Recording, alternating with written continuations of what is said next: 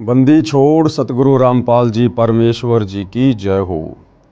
परमपिता परमात्मा सारी सृष्टि के रचनहार कुल मालिक असंख्य ब्रह्मांडों के स्वामी जगत गुरु तीनों लोकों में प्रवेश करके सबका धारण पोषण करने वाले राजाधिराज आत्माधार नाथों के नाथ देवों के देव महादेव सर्वेश्वर महेश्वर मृत्युंजय अजरो अमर आदि अनादि सनातनी प्रभु जगत पिता जगदीश्वर श्री श्री 1008 की उपाधि के वास्तविक अधिकारी अकाल मूरत सौद स्वरूपी राम वासुदेव सर्वगतम ब्रह्म परम पूज्य प्रथम पूज्य परम संत परम पुरुष परम धनी परम दयालु सत्य कबीर हक्का कबीर अल्लाहु अकबर बाखबर अल्लाह ताला जगत के तारणहार जगत के मुक्तिदाता जगत के जगन्नाथ हारे के सहारे हिंदुओं के राम मुसलमानों के अल्लाह सिखों के वाहिगुरु ईसाइयों के मसीह दया के सागर दया निधि करुणा के सागर करुणा निधि स्वयंभू परिभू संकट मोचन कष्ट हरण मंगल करण दुख भंजन अविगत कबीर निर्विकार निर्विषम परमात्मा अलय अलेख सतगुरु आदि अनादि सतगुरु असली मर्यादा पुरुषोत्तम असली राम असली कृष्ण असली घनश्याम असली मुरारी राजाओं के राजा महाराजाओं के महाराजा शहनशाहों के शहनशाह सम्राटों के सम्राट भगवानों के भगवान अल्लाहों के अल्लाह प्रभुओं के प्रभु मसीहाओं के मसीह सच्चे वाहिगुरु बाबाओं के बाबा पीरों के पीर सेठों के सेठ जगत सेठ सावड़सा सेठ सर्वगुण संपन्न अनंत कोटि कलाओं के स्वामी अनंत कोटि ब्रह्मांडों के नायक योगियों में महायोगी ध्यानियों में महाध्यानी सिद्धों में परम सिद्ध ज्ञानियों में तत्व ज्ञानी ब्रह्म ज्ञानी महाज्ञानी परम ज्ञानी सर्वश्रेष्ठ ज्ञानी विज्ञानी युवा कबीर समर्थ कबीर असमवात अमित ओझा सच्चे रहनुमा करीम अल्लाह सुभान अल्लाह दुनिया के अंतिम पैगंबर 8 सितंबर 1951 से गांव धनाना जिला सोनीपत हरियाणा भारतवर्ष की पावन भूमि पे प्रकट रियल कल की भगवान श्री नारायण साकार हरि श्री बाबा साहेब नूर अनंत परमात्मा सच्चे दरवेश सच्चे बाखबर संत श्रोमणी सतगुरु रामपाल जी परमेश्वर जी के चरण कमल में साध संगति से जुड़े हुए देश विदेश से आप और हम सभी सत्सेवक भाई बहनों का अनंत कोटि दंडोत प्रणाम। भाई और बहनों, बहुत बड़ी दया बहुत बड़ी मेहर पूज्य गुरुदेव भगवान की परमेश्वर रामपाल जी की, जिनके शुभ आशीर्वाद से विशेष आशीर्वाद से उन्हीं के कर कमल से लिखित पवित्र पुस्तक हिंदू साहिबान नहीं समझे गीता वेद पुराण, इस पवित्र पुस्तक के ऊपर वीडियो बनाने की श्रृंखला जारी है। इसी श्रृंखला में आज हमारा ये तीसरे नंबर का वीडियो है। प्रत्येक वीडियो में पूज्य गुरुदेव भगवान के आशीर्वाद से विशेषकर हिंदू समाज के भाई बहनों को अध्यात्म के विषय में बहुत अच्छी खासी जानकारी प्राप्त हो रही है। पिछले वीडियो में हमने देखा कि किस प्रकार से परमेश्वर के द्वारा बनाए गए जितने भी जीव जंतु हैं स्त्री पुरुष हैं, विशेषकर मानव शरीरधारी जितने भी स्त्री और पुरुष हैं पूरे विश्व के, जो आपस में अनेक धर्मों में बंट चुके हैं, उन सब के शरीर की रचना एक समान है। सभी के शरीर में बने कमल चक्रों में देवी देवताओं का वास है। उसके बाद पूज्य गुरुदेव ने हमें बताया कि सनातनी पूजा क्या है। वर्तमान में सनातनी पूजा हिंदू समाज में हो रही है या लुप्त हो चुकी है, तो बहुत सारी जानकारियां हमने प्राप्त की।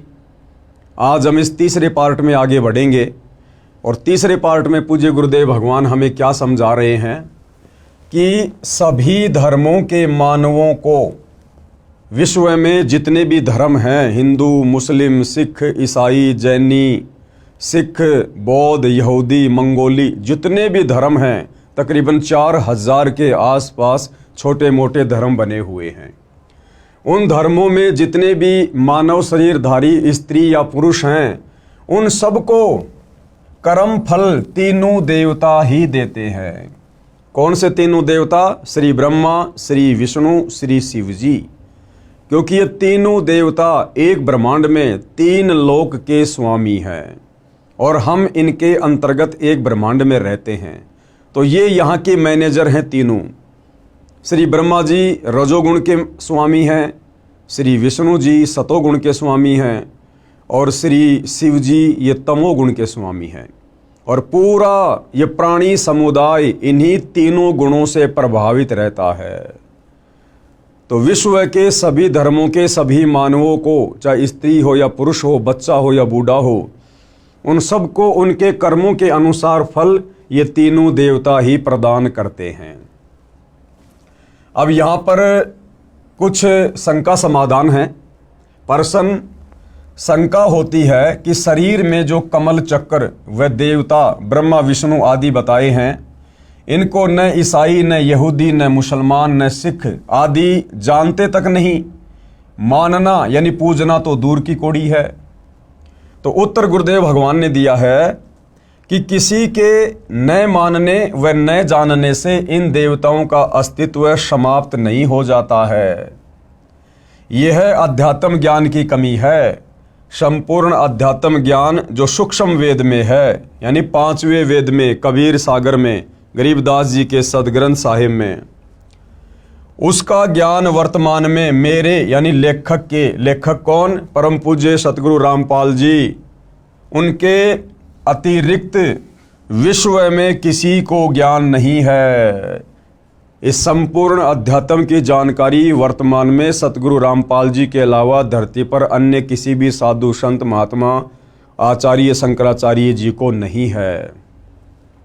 जिस कारण से एक हिंदू धर्म को छोड़कर विश्व के बाकी धर्म के मानने वाले लोगों ने इन देवी देवताओं को मानना पूजना ही लगभग छोड़ रखा है। और वो लोग इस बात पर भी विश्वास नहीं करते हैं कि हमारे शरीर में जो कमल चक्र बने हुए हैं उनमें इन तीनों देवताओं का वास है, और ये तीनों देवता ही प्रत्येक इंसान को, चाहे स्त्री हो या पुरुष हो, कर्मों के अनुसार फल प्रदान करते हैं। तो पूज्य गुरुदेव भगवान कह रहे हैं कि भाई ये तो आपके आध्यात्मिक ज्ञान की कमी है।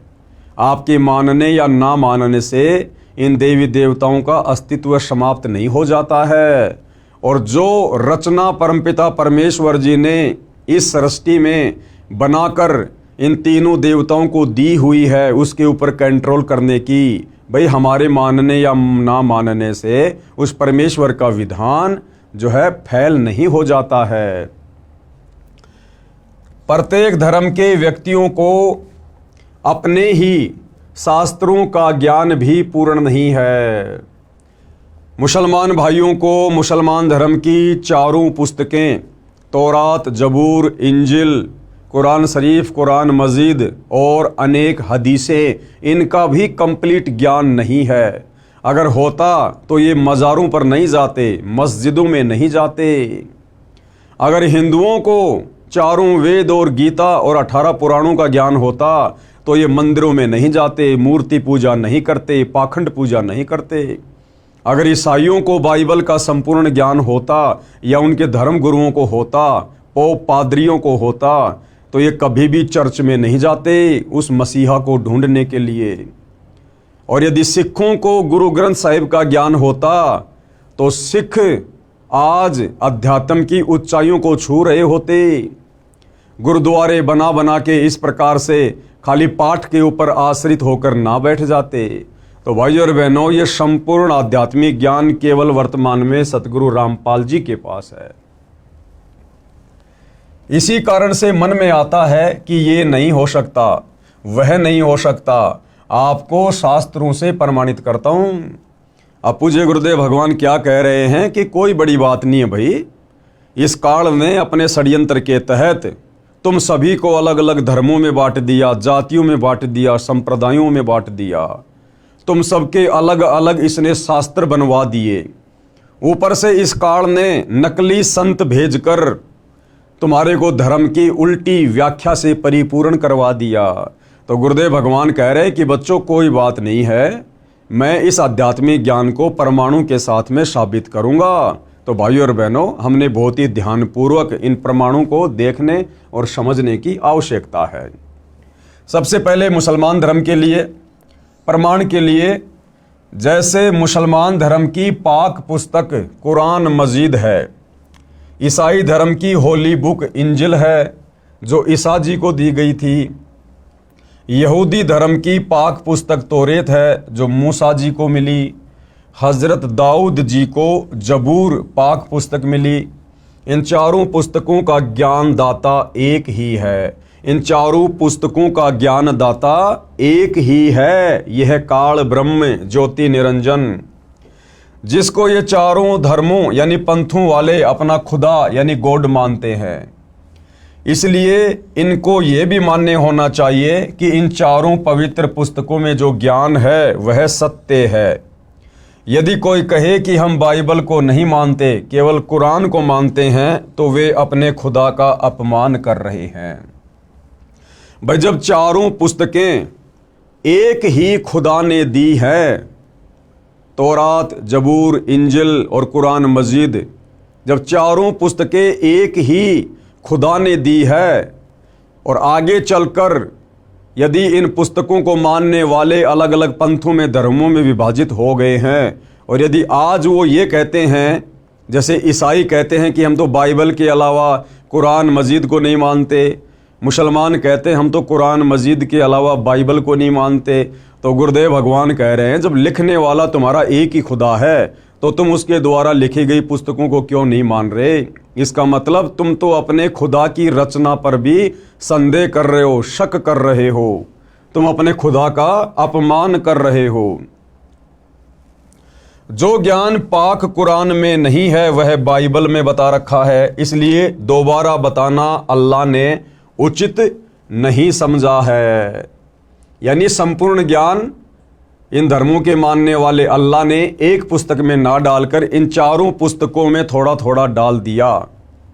और अब यदि कोई कहे कि हम उस पुस्तक को नहीं मानते, हम उसको नहीं मानते, तो ये तो हमारे अध्यात्म की कमजोरी है। इसलिए दोबारा बताना अल्लाह ने उचित नहीं समझा। इसलिए बाइबल के ज्ञान को भी समान सम्मान देना चाहिए।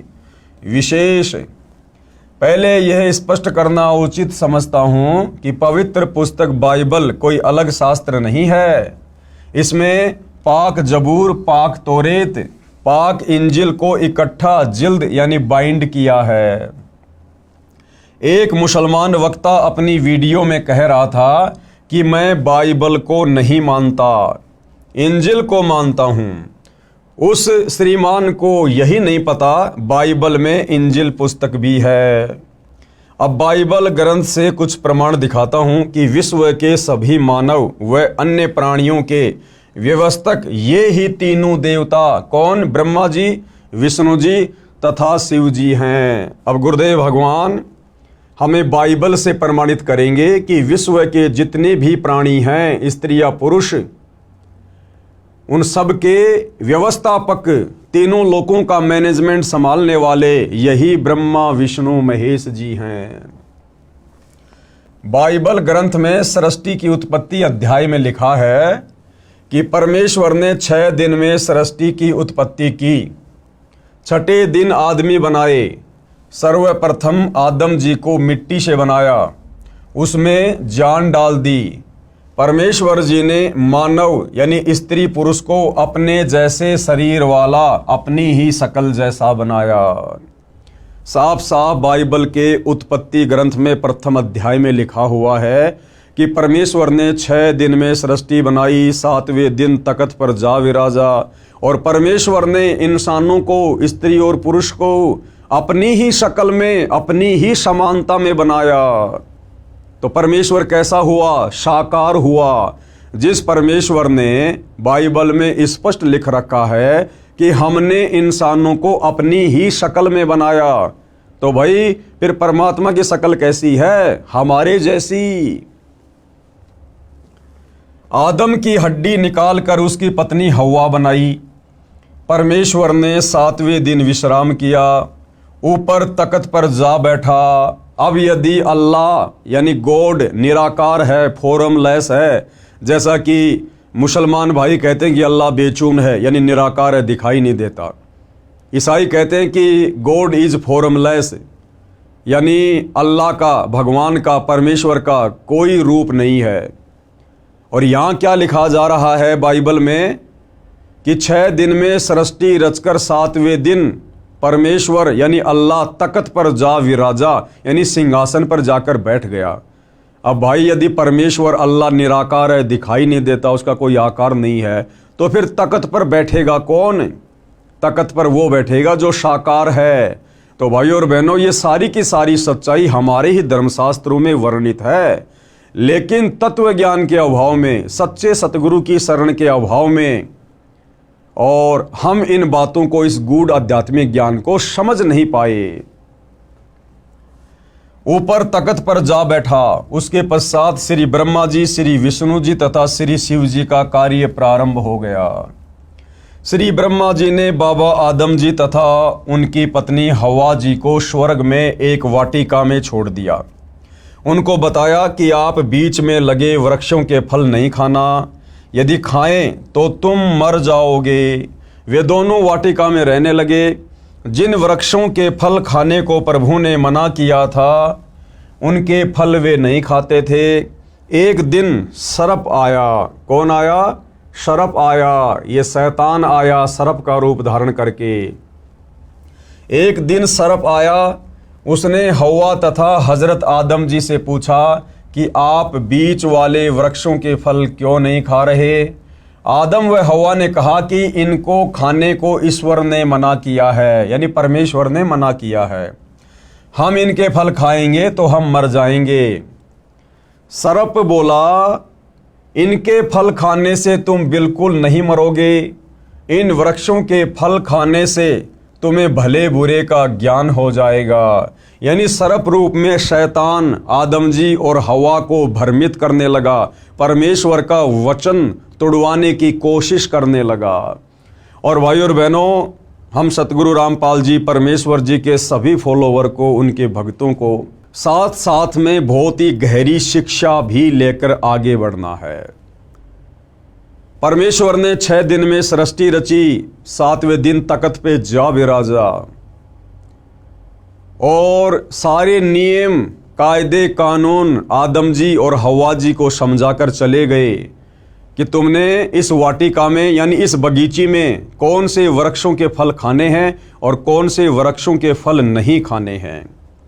उसके बाद भाई और बहनों, शैतान ने उन दोनों को सर्प का रूप बनाकर भ्रमित करने का कुप्रयास किया। तरह तरह से उनको बरगलाया, उनके मन में शंकाएं पैदा कर दी कि वो जो तुम्हारा परमेश्वर है ना, वो ये नहीं चाहता कि तुम भी हमारे में से एक हो जाओ, तुम भी अमर हो जाओ।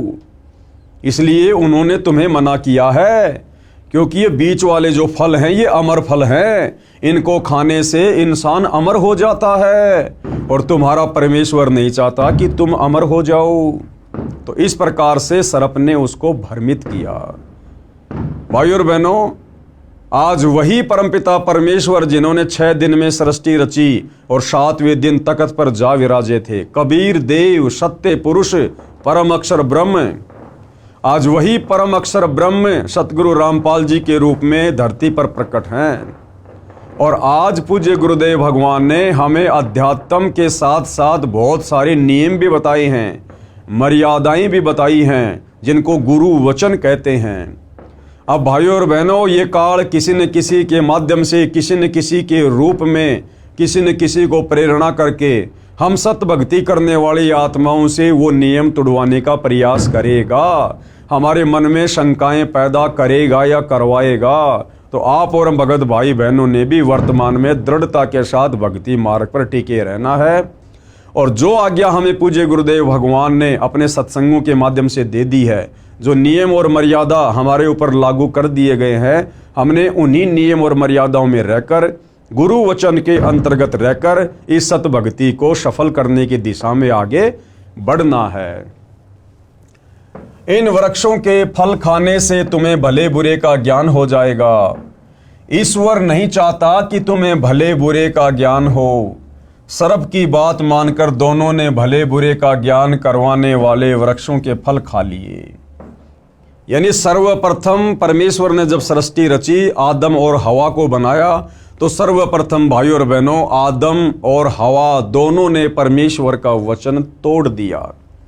अगर ये आदम और हवा परमेश्वर का वचन ना तोड़ते तो भाइयों और बहनों, आज हम इस मृत लोक में नहीं होते, हम सभी आज स्वर्ग में रह रहे होते, लेकिन एक की गलती सभी आत्माओं पर भारी पड़ गई। उनकी आंखें खुल गई। कुछ दिन बाद ईश्वर आया। उसके पैरों की आवाज सुनकर हवा व आदम छुप गए। उनको पता चल गया था कि नंगा रहना अच्छा नहीं होता, क्योंकि उस वाटिका के बीच वाले पेड़ों के फल खाने से, जिनको खाने के लिए परमेश्वर ने मना किया था, जब आदम और हवा ने खा लिए तो उनकी वो दृष्टि खुल गई, उनको भले बुरे का ज्ञान हो गया। और जब कुछ दिनों बाद परमेश्वर आए तो भाइयों और बहनों, दोनों एक पेड़ की ओट में छुप गए। उनको ये पता चल गया कि हम तो नंगे हैं, नंगे, हमें तो शर्म आ रही है, क्योंकि उनको भले बुरे का ज्ञान होना शुरू हो गया। ईश्वर ने आवाज लगाई कि तुम कहाँ हो? आदम तथा हवा ने उत्तर दिया कि हम नंगे हैं, आपकी आवाज सुनकर हम छुप गए हैं।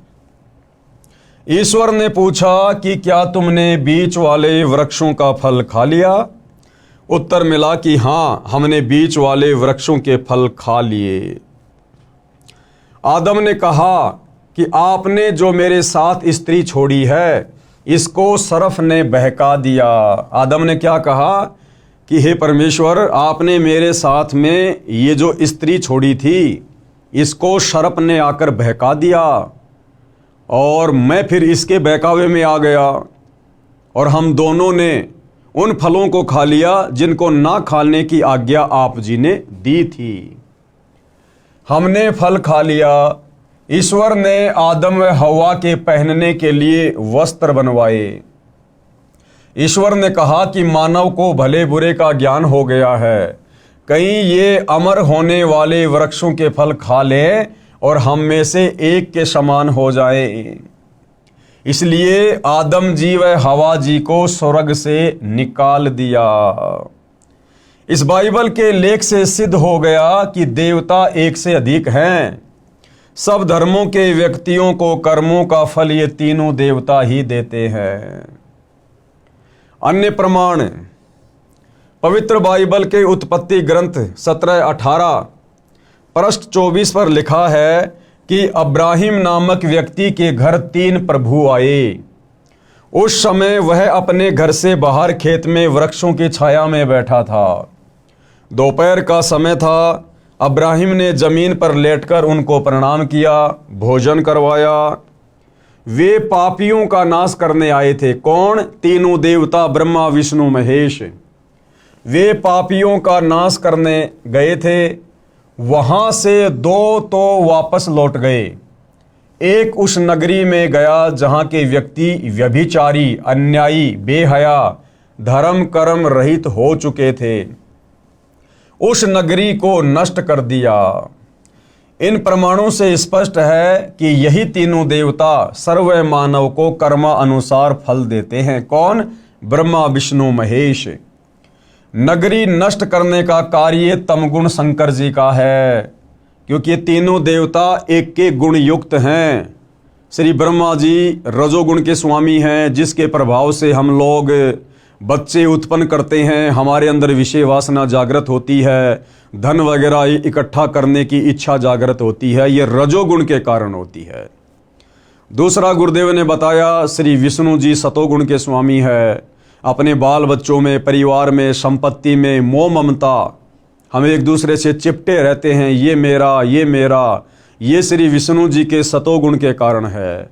और तीसरा, श्री शिव जी का तमोगुण, जिसके प्रभाव से बात बात पर लड़ाई झगड़े, मार पिटाई, हत्या, ये तमोगुण के कारण। तो जो 2 देवता वापस चले गए थे वो ब्रह्मा जी और विष्णु जी थे, और जो एक देवता नीचे रह गया था जिसने जाकर उस नगर को नष्ट किया, वो शंकर जी थे। इसलिए वे अकेले गए और उन पापियों का नाश किया। 2 कौन? श्री ब्रह्मा जी तथा श्री विष्णु जी वापस चले गए थे। तो ये प्रमाण है कि तीनों देवता ब्रह्मा विष्णु महेश ही मिलकर इस काल ब्रह्म की सृष्टि को यहाँ चला रहे हैं। और इस काल ब्रह्म की सृष्टि के अंतर्गत एक ब्रह्मांड में जितने भी मानव शरीरधारी स्त्री पुरुष हैं, उन सब के व्यवस्थापक, उन सब के मैनेजर ये तीनों देवता ब्रह्मा विष्णु महेश ही हैं। वो चाहे हिंदू हो, मुसलमान हो, सिख हो, ईसाई हो, चाहे किसी भी धर्म का और देश का व्यक्ति क्यों ना हो। विशेष आगे गुरुदेव क्या कह रहे हैं, विशेष चारों पवित्र पुस्तकों, पाक कुरान, पाक बाइबल यानी पवित्र जबूर, पवित्र इंजिल, पवित्र तौरेत का ज्ञान जिस प्रभु ने दिया, उसी ने पवित्र चारों वेदों यानी पवित्र ऋग्वेद, यजुर्वेद, सामवेद तथा अथर्ववेद का ज्ञान श्री ब्रह्मा जी को दिया। कौन है ये? काल ब्रह्म, ब्रह्मा विष्णु महेश का पिता, दुर्गा का पति, काल ब्रह्म जिसको ज्योति निरंजन भी कहते हैं। इसी ने मुसलमान धर्म की चारों पुस्तकों का ज्ञान दिया और इसी ने चारों वेद और गीता जी वाला ज्ञान दिया। फिर स्वयंभू मनु जी को मिला, यानी सबसे पहले इस काल ब्रह्म ने चारों वेदों का ज्ञान श्री ब्रह्मा जी को दिया। श्री ब्रह्मा इस काल ब्रह्म का सबसे बड़ा बेटा है। फिर उससे छोटा वाला बेटा है श्री विष्णु और सबसे छोटा वाला बेटा है श्री शंकर। यानी ये ब्रह्मा विष्णु महेश ये तीनों सगे भाई हैं। इनका पिता काल ब्रह्म है जो सबके समक्ष नहीं आता है, उसको श्राप लगा हुआ है। वो जब हम आगे सृष्टि रचना पढ़ेंगे तब हमें पता चलेगा। और फिर श्री ब्रह्मा जी ने अपने वंशज मनु को, जो कि सतयुग में हुए, फिर वो ज्ञान चारों वेदों वाला ब्रह्मा जी ने स्वयंभू मनु जी को दिया। वेदों में चक्रों यानी कमलों का ज्ञान है परंतु अधूरा है, क्योंकि चारों वेदों में संपूर्ण आध्यात्मिक ज्ञान नहीं है।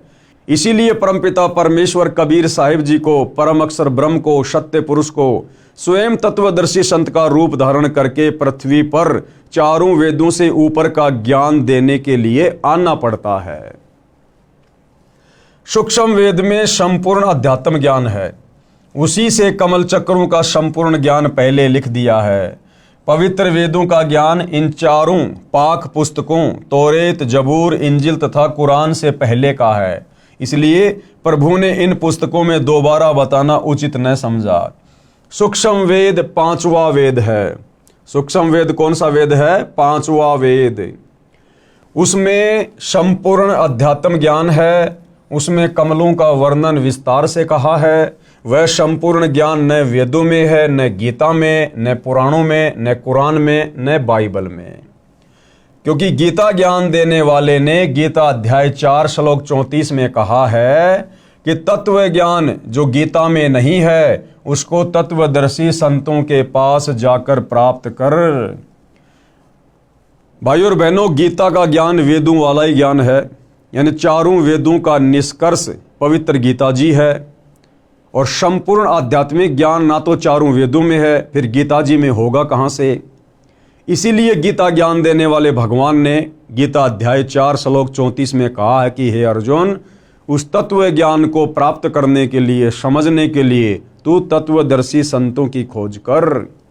इसलिए भाइयों और बहनों, संपूर्ण आध्यात्मिक ज्ञान देने के लिए उस परम अक्षर ब्रह्म सत्य पुरुष कबीर देव को तत्वदर्शी संत की भूमिका में पृथ्वी पर आना पड़ता है, जैसे कि वर्तमान में सतगुरु रामपाल जी के रूप में प्रकट हैं। उसको तत्वदर्शी संतों के पास जाकर प्राप्त कर। यदि गीता में तत्व ज्ञान होता तो बता देता कि तत्व ज्ञान उस अध्याय में है। इसी प्रकार कुरान मजीद में सूरत फुरकानी 25 आयत नंबर 52 से 59 में कहा है कि जिस परमात्मा ने 6 दिन में सृष्टि रची, 7वें दिन तख्त पर जा विराजा, उसकी खबर किसी बाखबर यानी तत्वदर्शी संत से पूछो। इसी प्रकार यदि कुरान मजीद में यानी कुरान शरीफ में अगर संपूर्ण आध्यात्मिक ज्ञान होता तो सूरत फुरकानी 25 आयत नंबर 52 से 59 में कुरान का ज्ञान देने वाला अल्लाह यानी ये काल ब्रह्म, ये शैतान हज़रत मोहम्मद को ये कदापि ना कहता कि हज़रत मोहम्मद, जिस अल्लाह ने 6 दिन में सृष्टि रची, 7वें दिन तख्त पर जा विराजा, उस अल्लाह की जानकारी तू किसी बाखबर से जा पूछ। अगर कुरान का ज्ञान देने वाला अल्लाह ये काल ब्रह्म यदि संपूर्ण आध्यात्मिक ज्ञान रखता तो किसी बाखबर की शरण में जाने की सलाह हज़रत मोहम्मद जी को नहीं देता। तो गुरुदेव के कहने का मतलब है कि जिसने चारों वेदों का ज्ञान दिया, जिसने गीता का ज्ञान बोला, उसी ने मुसलमान धर्म की चारों पुस्तकें तौरात, जबूर, इंजिल और कुरान मजीद का ज्ञान दिया। जिस परमात्मा ने 6 दिन में सृष्टि रची, 7वें दिन तख्त पर जा विराजा, उसकी खबर किसी बाखबर यानी मुसलमान धर्म में तत्वदर्शी संत को बाखबर कहते हैं, जानने वाला। यानी तत्वदर्शी संत से पूछो। इस प्रकरण से स्पष्ट हो जाता है कि विश्व के मानव को कर्म फल देने वाले श्री ब्रह्मा जी, श्री विष्णु जी तथा श्री शिव जी हैं। वह अन्य देवता भी हैं। प्रत्येक मानव के शरीर के कमलों में जो जो देवी देवता व प्रभु बताए हैं, इनकी साधना करके ही मानव अपना कल्याण करवाए।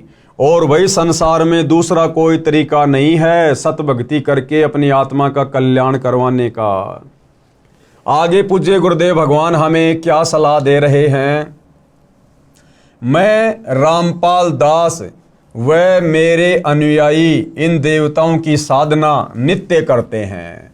हम इन देवताओं की पूजा नहीं करते, हम इनकी साधना करते हैं। पूजा में और साधना में पूज्य गुरुदेव भगवान ने इसी पुस्तक में पहले बताया कि बड़ा अंतर है। पूजा तो केवल अपने इष्ट की करनी होती है और उस इष्ट की प्राप्ति के लिए साधना इन देवताओं की भी साथ साथ में करनी पड़ती है। तो पूजा और साधना में रात दिन का अंतर होता है। तो गुरुदेव भगवान क्या कह रहे हैं कि मैं और मेरे अनुयायी इन देवताओं की साधना नित्य करते हैं। हालांकि भाई और बहनों, तत्वदर्शी संत को साधना करने की आवश्यकता नहीं पड़ती है, क्योंकि वे स्वयं परम अक्षर ब्रह्म होते हैं, स्वयं सारी सृष्टि के मालिक होते हैं। वे तो हमसे भक्ति करवाने के लिए आते हैं। लेकिन भाई और बहनों, इस काल लोक के नियम और मर्यादाओं के तहत गुरु शिष्य परंपरा को निभाते हुए उस परम अक्षर ब्रह्म को मनुष्य रूप धारण करके और एक मुंह बोला गुरु बना के भक्ति करने की लीला करनी पड़ती है। इसलिए वो परमेश्वर यहाँ पर लिख रहे हैं कि मैं और मेरे अनुयायी इन्हीं मंत्रों का जाप करते हैं जो मंत्र इन देवी देवताओं के हैं। मैं रामपाल दास व मेरे अनुयायी इन देवताओं की साधना नित्य करते हैं। हम देवताओं की पूजा नहीं करते, साधना करते हैं। साधना अलग चीज है, पूजा अलग चीज है। इसके साथ साथ एक असुर निकंदन रमैणी यानी आरती है, जो दिन के 12 बजे से रात्रि 12 बजे तक कभी भी करने का विधान है। कहने का मतलब है, वर्तमान में बहुत सारे भविष्य वक्ता भविष्य मल्लिका का उदाहरण देकर दिन रात भविष्यवाणियां कर रहे हैं कि भाई आने वाला समय युग परिवर्तन का है, बड़ा विध्वंस होगा और जो लोग त्रिकाल संध्या करेंगे केवल उन्हीं का बचाव होगा। तो भाई और बहनों, असल में वो त्रिकाल संध्या क्या है ये उन भविष्य मल्लिका वाले भविष्य वक्ताओं को नहीं पता है।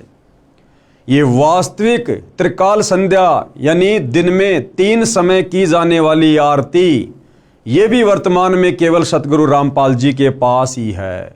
और हम उनके जितने भी अनुयायी हैं, फॉलोवर हैं, ये त्रिकाल संध्या भी विधिवत केवल हम ही करते हैं। तो उसी त्रिकाल संध्या के अंतर्गत दोपहर की आरती, जिसको असुर निकंदन रमैणी कहते हैं, उस असुर निकंदन रमैणी में हम विश्व के समस्त देवी देवताओं की साधना करते हैं, उनकी स्तुति करते हैं। इस विधि से की जाने वाली आरती केवल सतगुरु रामपाल जी के पंथ में ही मिलेगी। असुर निकंदन रमैणी यानी आरती है, जो दिन के 12 बजे से रात्रि 12 बजे तक कभी भी करने का विधान है। हम प्रतिदिन करते हैं। फिर भी कोई कहता है कि रामपाल देवी देवताओं को नहीं मानता, न अपने अनुयायियों को इनकी साधना करने देता, उसने ठीक से हमारे ज्ञान व भक्ति व साधना को समझा नहीं है। हम जीव तो इन देवताओं की शक्ति की तुलना में कीड़े मकोड़े के समान हैं, परंतु हम सत्य भक्ति व साधना करते हैं, हमारा मोक्ष निश्चित है। जो दास के द्वारा बताई शास्त्र प्रमाणित साधना व पूजा करेगा, उसका भी पूर्ण मोक्ष हो जाएगा। वह भी गीता अध्याय 18 श्लोक 62 में कहे सनातन परम धाम यानी सत्यलोक में चला जाएगा, उसको परम शांति प्राप्त होगी।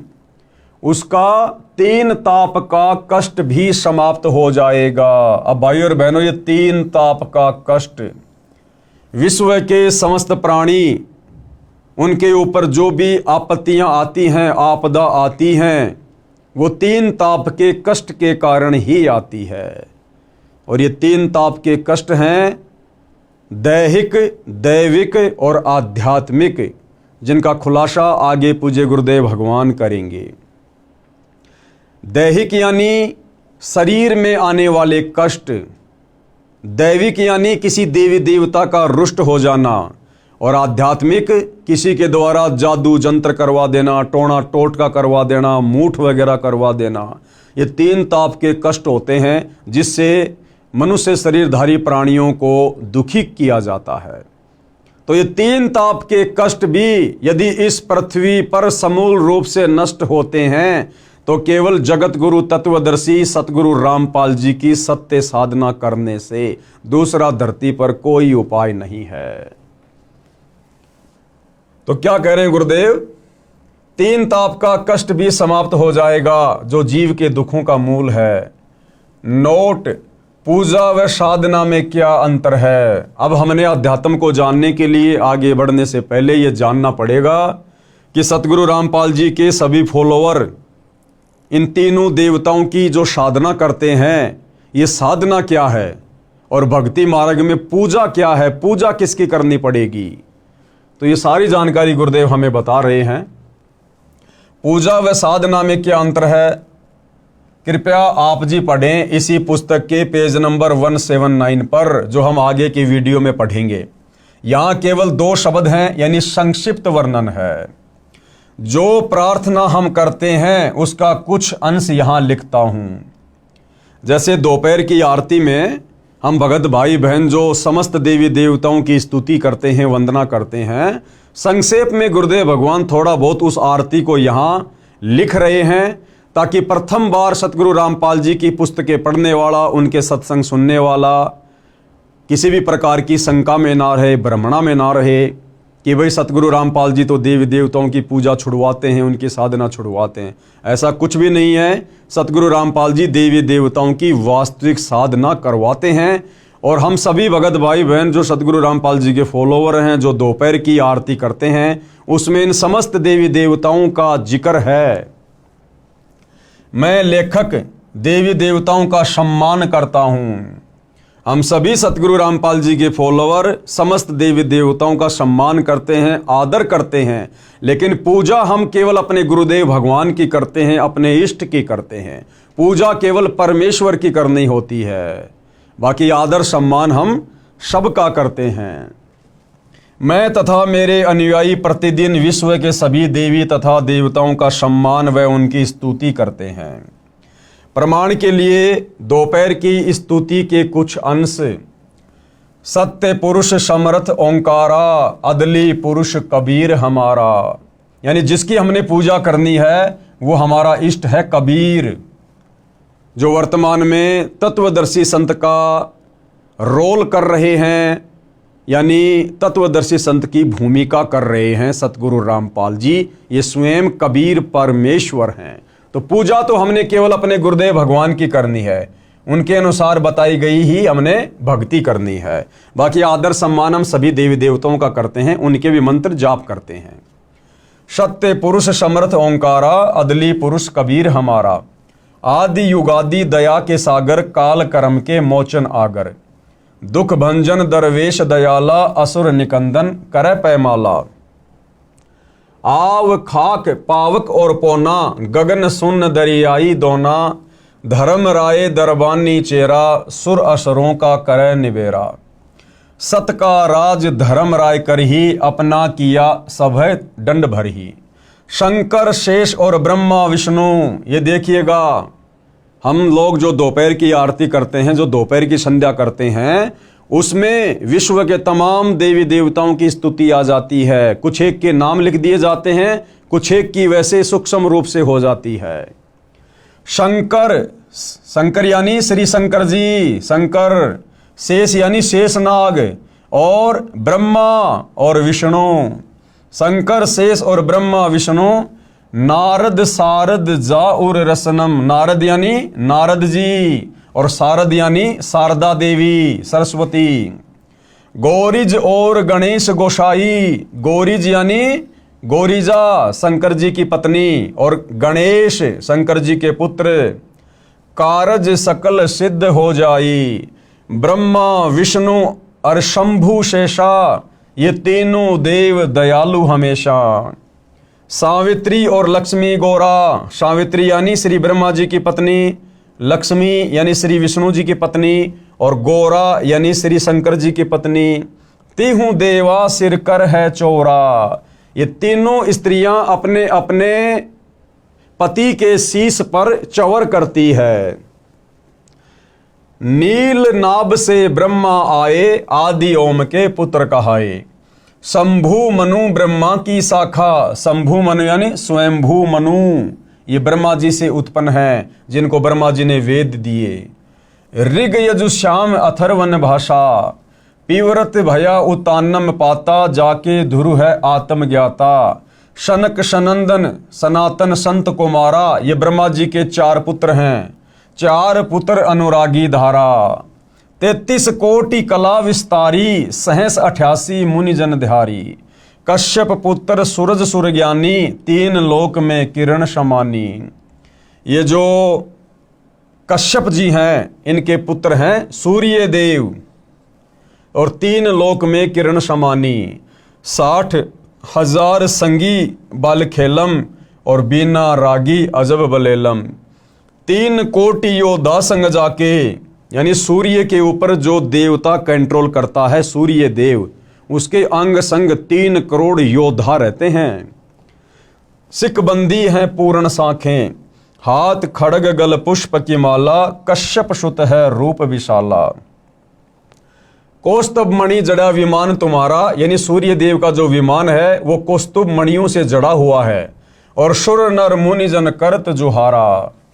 चंद सुर चकवे पृथ्वी माही, निश्वासर चरणों चितलाही। पीठे सूरज सन्मुख चंदा, काटे त्रिलोकी के फंदा। तारायण सब स्वर्ग समूलम, पखे रहें सतगुरु के फूलम। जय जय ब्रह्मा समर्थ स्वामी, येती कला परम बददामी। यहाँ देखो फिर से श्री ब्रह्मा जी का नाम आया है, आगे फिर श्री शंकर जी का आएगा। जय जय शंभु शंकर नाथा, कला गणेश और गौरीज माता। जो लोग ये कहते हैं ना कि संत रामपाल जी तो देवी देवताओं की साधना छुड़वाते हैं, अरे सतगुरु रामपाल जी तो देवी देवताओं की यथार्थ साधना करवाते हैं, जिसके करने से ही लाभ होगा। कोटि कटक पैमाल करंता, ऐसे समर्थ शंभु कंता। चंद लिलाट सुर संगीता, योगी शंकर ध्यान उदिता। नील कंठ सोहे गरुड़ासन, शंभु योगी अचल सिंहासन। गंग तरंग छूटे बहुदारा, अजपा तारी जय जयकारा। रिद्धि सिद्धि दाता शंभु गोसाई, दारिद्र मोक्ष सबय हो जाई। यानी रिद्धि सिद्धि के दाता यहाँ पर किसको बताया गया है? श्री शंकर जी को। और कहते हैं सारा का सारा जो ये दारिद्र है, गरीबी है, निर्धनता है, इससे शंकर जी जीवों को उबार देते हैं। आसन पद्म लगाए योगी, नी इच्छा निर्वाणी भोगी। सर्प भुजंग गले रुंडमाला, व्यर्षभ चढ़िए दीन दयाला। वामे कर त्रिशूल विराजे, दैने कर सुदर्शन साजे। अब हिंदू समाज के भाई बहनों को तो ये भी नहीं पता कि शंकर जी के कौन से हाथ में तो त्रिशूल रहती है और कौन से हाथ में सुदर्शन चक्कर रहता है। वो भी पूज्य गुरुदेव भगवान बता रहे हैं। वामे यानी बायां हाथ, उल्टा हाथ। वामे कर त्रिशूल विराजे, कर यानी हाथ, यानी शंकर जी के जो है बाएं हाथ में त्रिशूल रहता है। और दाहिने कर यानी दाहिने हाथ में सुदर्शन साजे। सुन अरदास देवन के देवा, शंभु योगी अलख अबेवा। तू पैमाल करे पल माही, ऐसे समर्थ शंभु साई। 1 लख योजन ध्वजा फरके, पचरंग झंडे मोहरे राखें। काल भद्र करत देव बुलाऊं। अब ये देखो काल भद्र का भी नाम है। शंकर के दल सभी ध्याऊं, कि शंकर जी के जितने भी गण हैं हम संत रामपाल जी के भगत उनकी स्तुति करते हैं। भैरव क्षेत्रपाल पलितम, देखो आपके भैरव का भी नाम आ गया यहाँ पर। भैरव क्षेत्रपाल पलितम भूत अरुदेत चढ़े संगीतम, जो कि शंकर जी की सेना में शामिल हैं। राक्षस भंजन बिरद तुम्हारा, शंकर जी को कहा जा रहा है कि राक्षसों का संहार करना तुम्हारा कार्य है। जो लंका पर पद्म 18, जिस प्रकार आपने राम रावण युद्ध के समय 18 पद्म सेना भेजी थी। कोट्यों गंधर्व कमंद चढ़ावे, शंकर दल गिनती नहीं आवे। मारे हाक दहाक चिंगारे, अग्नि चकर बाणों तन जारे। कंप्या शेष धरणी थरनानी, जा दिन लंका घाली घानी। तुम शंभु ईसन के ईसा, व्यर्सभ चढ़िए विश्वे बीसा।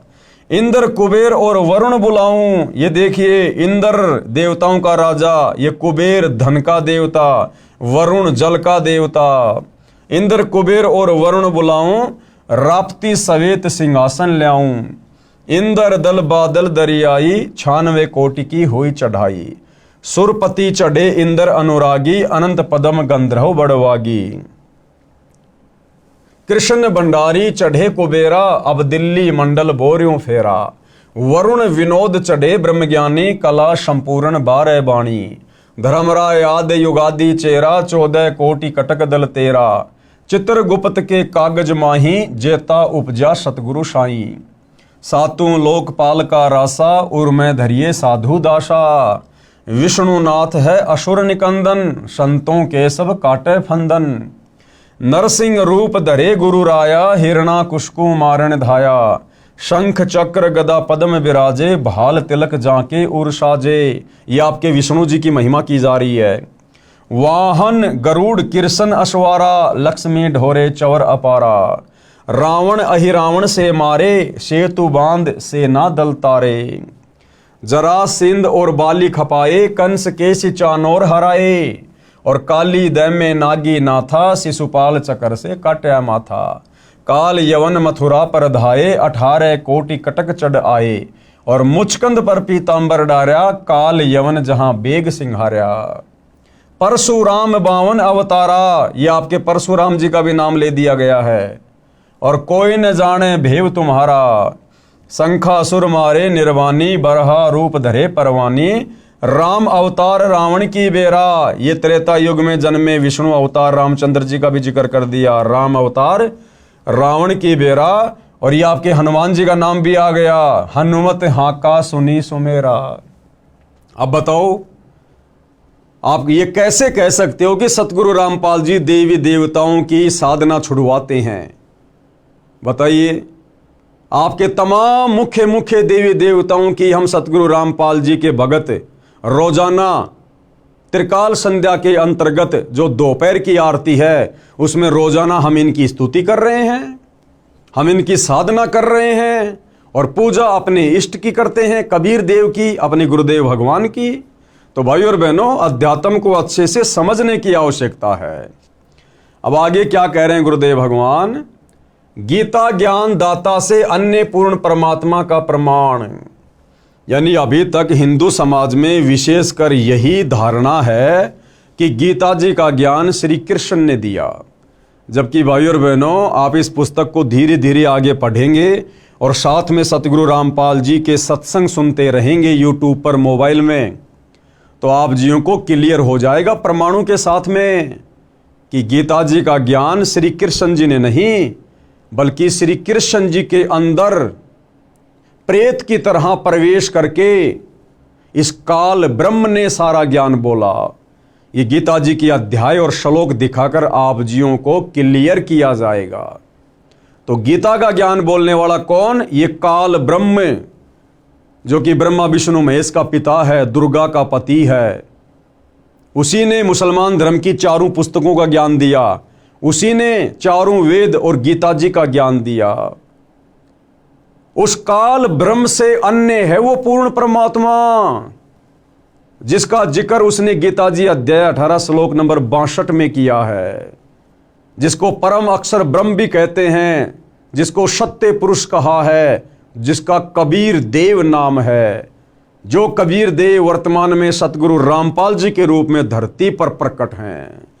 और आप और हम नादान प्राणियों को ये सत्य ज्ञान समझाने के लिए एक साधारण संत की भूमिका कर रहे हैं। भाई और बहनों, धैर्य से सुनेंगे तो पूरा अध्यात्म क्लियर होता चला जाएगा। तो गीता ज्ञान दाता यानी काल ब्रह्म से अन्य पूर्ण परमात्मा का प्रमाण। अब ये गीता जी में कहाँ लिखा हुआ है, किस अध्याय में है, किस श्लोक में है, आप धैर्य के साथ में देखते रहिए। और यदि आपने गीता जी को खरीद लिया है तो आप गीता जी से साथ साथ में अध्याय और श्लोक मिलान भी करते रहिए। हमारा इष्ट यानी पूज्य परम अक्षर ब्रह्म है। परम अक्षर ब्रह्म कौन? कबीर देव, सत्य पुरुष। हम पूजा इसकी करते हैं जो गीता का ज्ञान बताने वाले से अन्य है, भिन्न है। वह पूर्ण परमात्मा है, अविनाशी है। अविनाशी यानी जिसका कभी विनाश नहीं होता, और सबका धारण पोषण करने वाला है। तीनों लोकों में प्रवेश करके सबका धारण पोषण कौन करता है? ये परम अक्षर ब्रह्म, सत्य पुरुष कबीर देव। तथा सम्मान साधना प्रधान देवताओं का भी करते हैं। यानी हम सतगुरु रामपाल जी के भगत पूजा तो करते हैं परम अक्षर ब्रह्म की, कबीर देव की, लेकिन सम्मान और साधना ये जो प्रधान देवी देवता हैं जिनका वास हमारे शरीर में बने उन कमलों में है, हम उनका भी करते हैं। परम अक्षर ब्रह्म के विषय में कौन परम अक्षर ब्रह्म? कबीर देव, सत्य पुरुष, उत्तम परमात्मा। परम अक्षर ब्रह्म के विषय में गीता में इस प्रकार लिखा है। क्या लिखा है? गीता अध्याय 8 श्लोक 1 में अर्जुन ने गीता ज्ञान बोलने वाले से प्रश्न किया कि हे भगवान, आपने जिस तत्व ब्रह्म के विषय में गीता अध्याय 7 श्लोक 29 में कहा है, वह तत्व ब्रह्म क्या है? वो तत्व ब्रह्म क्या है? अर्जुन ने पूछा। तो गीता ज्ञान बताने वाले ने गीता अध्याय 8 श्लोक 3 में उत्तर दिया है। क्या उत्तर दिया है? कि वह परम अक्षर ब्रह्म है। वो कौन है? परम अक्षर ब्रह्म है। फिर इसी गीता अध्याय 8 के श्लोक 5 और 7 तथा अपनी भक्ति करने को कहा है, तथा गीता के इसी अध्याय 8 के श्लोक 8, 10, 20, 22 में अपने से अन्य इसी परम अक्षर ब्रह्म की भक्ति करने को कहा है। यानी गीता का ज्ञान देने वाले इस ब्रह्म ने अपनी भक्ति के लिए भी कहा है, और अपने से अन्य भिन्न उस सर्वश्रेष्ठ परमात्मा परम अक्षर ब्रह्म की भक्ति करने के लिए भी गीता जी के 8वें अध्याय के श्लोक 8, 10, 20 व 22 में जिक्र किया है। इसके विषय में गीता अध्याय 2 श्लोक 17, गीता अध्याय 15 श्लोक 17 में बताया है। परम अक्षर ब्रह्म को गीता बोलने वाले ने सबका धारण पोषण करने वाला तथा परमात्मा कहा है। अब देख लो भाई और बहनों, गीता का ज्ञान देने वाले ने, गीता का ज्ञान देने वाले ने उस परम अक्षर ब्रह्म को ही सबका धारण पोषण करने वाला और परमात्मा बताया है।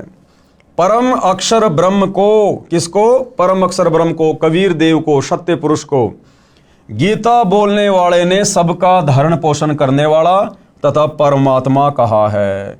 अगर ये गीता ज्ञान देने वाला ब्रह्म खुद ही परमात्मा होता, सबका धारण पोषण करने वाला होता, तो अपने से अन्य उस परम अक्षर ब्रह्म को सबका धारण पोषण करने वाला और परमात्मा कहकर संज्ञा ना देता। और यह भी कहा है कि यही वास्तव में अविनाशी है। ये काल ब्रह्म खुद भी अविनाशी नहीं है, इसकी भी जन्म और मृत्यु होती है। भाई और बहनों, अभी हम केवल भूमिका में पढ़ रहे हैं।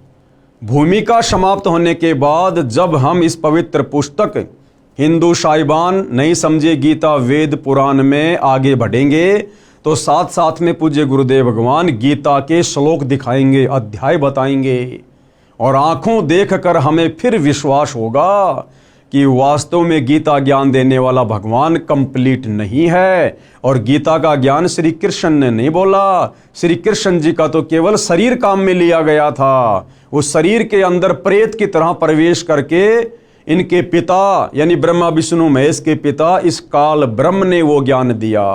और ये जो काल ब्रह्म है, ये भी गीता जी में कहता है कि अर्जुन, मैं भी अविनाशी नहीं हूँ, मेरा भी जन्म और मृत्यु होती है। तो आगे हम अपनी आंखों से देखेंगे कि गीता के किस अध्याय में और किन किन श्लोकों में ये जानकारी है। यह भी कहा है कि यही वास्तव में अविनाशी है, पुरुषोत्तम है। पुरुषोत्तम यानी पुरुष यानी भगवान, और पुरुषोत्तम यानी भगवानों में सर्वश्रेष्ठ भगवान कौन? परम अक्षर ब्रह्म कबीर देव, जिसको मारने में कोई सक्षम नहीं है, जिससे संसार व्याप्त है। यानी सारे संसार की रचना उसी परम अक्षर ब्रह्म ने की है, कबीर देव ने की है। जो मेरे से अन्य है, यानी गीता ज्ञान देने वाला कह रहा है कि वो मेरे से भिन्न है, अलग है अर्जुन। गीता अध्याय 18 श्लोक 62 में उसी की शरण में जाने को कहा है। गीता का ज्ञान देने वाला काल ब्रह्म स्वयं कह रहा है अध्याय 18 श्लोक 62 में कि अर्जुन, अगर तुझे उस सनातन परम धाम की प्राप्ति करनी है, जहां जाने के बाद साधक लौटकर इस गंदे लोक में, मेरे लोक में नहीं आता, जन्म मरण के चक्कर में नहीं रहता, गधा कुत्ता सुअर नहीं बनता, उसके लिए तू उस परम अक्षर ब्रह्म की शरण में चला जा। यानी अपने से अन्य दूसरे परमेश्वर की शरण में जाने को गीता का ज्ञान देने वाला ये ब्रह्म कह रहा है। गीता अध्याय 18 श्लोक 62 में उसी की शरण में जाने को कहा है।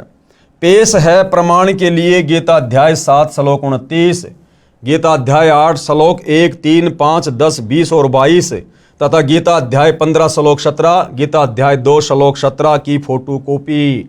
अब भाई और बहनों, सारे के सारे जो प्रमाण है वो आपकी आंखों के सामने रखे जा रहे हैं। एक एक प्रमाण को आप जी देखते चलिएगा, जिसके अनुवादक जय दयाल गोविंदका हैं तथा प्रकाशक व मुद्रक गीता प्रेस गोरखपुर है। यानी गीता प्रेस गोरखपुर से प्रकाशित हिंदू समाज की जितनी भी धार्मिक पुस्तकें हैं, निसंदेह पूरा हिंदू समाज उनको सत्य मानता है, ऑथेंटिक मानता है। गीता अध्याय 7 श्लोक 29 की फोटोकॉपी। क्या लिखा हुआ है?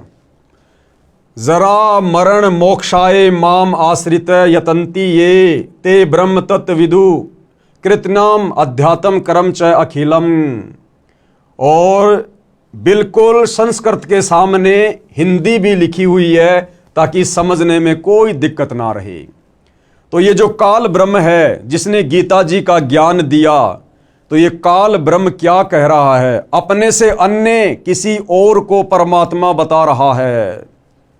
तो हिंदू समाज के भाई बहनों को गीता जी में प्रमाण देखकर ये विश्वास हो जाना चाहिए कि हम गीता का ज्ञान देने वाले को जो श्री कृष्ण जी मान रहे थे, वो श्री कृष्ण जी नहीं थे।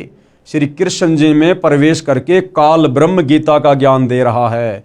और वो काल ब्रह्म भी कह रहा है कि भाई मैं कंप्लीट भगवान नहीं हूं, मैं सारी सृष्टि का मालिक नहीं हूं, मैं परमपिता परमेश्वर नहीं हूं, मेरे से अन्य है वो परमात्मा जिसको परम अक्षर ब्रह्म कहते हैं, जो शतलोक में रहता है, जो सबका धारण पोषण करता है और तत्वदर्शी संत के माध्यम से उसकी भक्ति करने वाले का सदा सदा के लिए जन्म मरण समाप्त हो जाता है। तो क्या कह रहा है गीता ज्ञान देने वाला भगवान? जो मेरे शरण होकर जरा और मरण से छूटने के लिए यत्न करते हैं, वे पुरुष उस ब्रह्म को, ब्रह्म यानी भगवान को, संपूर्ण अध्यात्म को तथा संपूर्ण कर्मों को जानते हैं। बिल्कुल क्लियर कर दिया है। अब आप जी ध्यान से पढ़िएगा आगे। गीता अध्याय 8 श्लोक 1 की फोटोकॉपी। किम तत् ब्रह्म किम अध्यात्म किम कर्म पुरुषोत्तम अधिभूतम च किम प्रोक्तम अधिदेवम किम उच्चते। इस प्रकार भगवान के वचनों को न समझकर अर्जुन बोले, क्या बोले? हे पुरुषोत्तम। क्योंकि अर्जुन को ज्ञान नहीं था, अर्जुन को तत्व ज्ञान नहीं था, इसलिए अर्जुन श्री कृष्ण जी को ही पुरुषोत्तम कह रहा है। तो अर्जुन ने क्या कहा कि हे पुरुषोत्तम, वह ब्रह्म क्या है, वो परमात्मा क्या है, वो भगवान क्या है, और अध्यात्म क्या है, और ये कर्म क्या है। अधिभूत नाम से क्या कहा गया है और अधिदेव किसको कहते हैं। यानी अर्जुन ने अपनी शंका जाहिर की, तो अब इसका जवाब गीता ज्ञान देने वाला भगवान ये काल ब्रह्म गीता अध्याय 8 श्लोक 3 में बता रहा है। अक्षरम ब्रह्म परमम स्वभावम अध्यात्मम उच्यते भूत भावो द्वैकर विसर्ग क्रम सच्चित्ते। क्या कहा जा रहा है? इस प्रकार अर्जुन के प्रश्न करने पर श्री भगवान बोले, यानी काल ब्रह्म ने जवाब दिया। और क्या कहा कि वो ब्रह्म क्या है, वो तत्व ब्रह्म क्या है? कहते हैं वो परम अक्षर ब्रह्म है, कि वो तो परम अक्षर ब्रह्म है, जो सर्वश्रेष्ठ परमात्मा है, तीनों लोकों में प्रवेश करके सबका धारण पोषण करने वाला है, वो परम अक्षर ब्रह्म है। अपना स्वरूप अर्थात जीवात्मा अध्यात्म नाम से कहा जाता है, तथा भूतों के भाव को उत्पन्न करने वाला जो त्याग है वह कर्म नाम से कहा गया है। अब भाइयों और बहनों, इन सभी श्लोकों का अच्छे से स्पष्टीकरण सतगुरु रामपाल जी करके हमें समझाएंगे।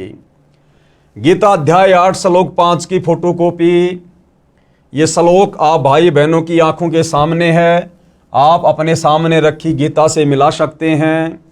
ये इसका हिंदी अनुवाद है।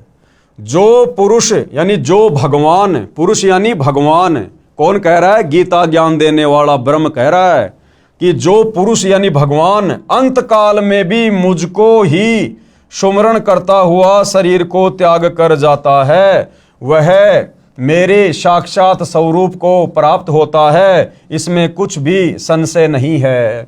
यानी ये गीता ज्ञान देने वाला ब्रह्म कह रहा है कि जो व्यक्ति, जो साधक, जो भगत शरीर छोड़ते समय अंत समय तक मुझे ध्यान में रखता है, मेरे ओम नाम की जाप करता है, मेरी साधना करता है, वो अंत काल में मुझे ही प्राप्त होता है। लेकिन इसकी प्राप्ति मात्र से हमारा कंप्लीट मोक्ष नहीं है। उसके लिए इसने अपने से अन्य दूसरे भगवान की शरण में जाने को कहा है, परम अक्षर ब्रह्म की शरण में जाने को।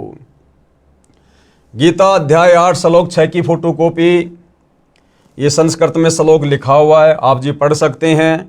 यहां पर हिंदी अनुवाद है।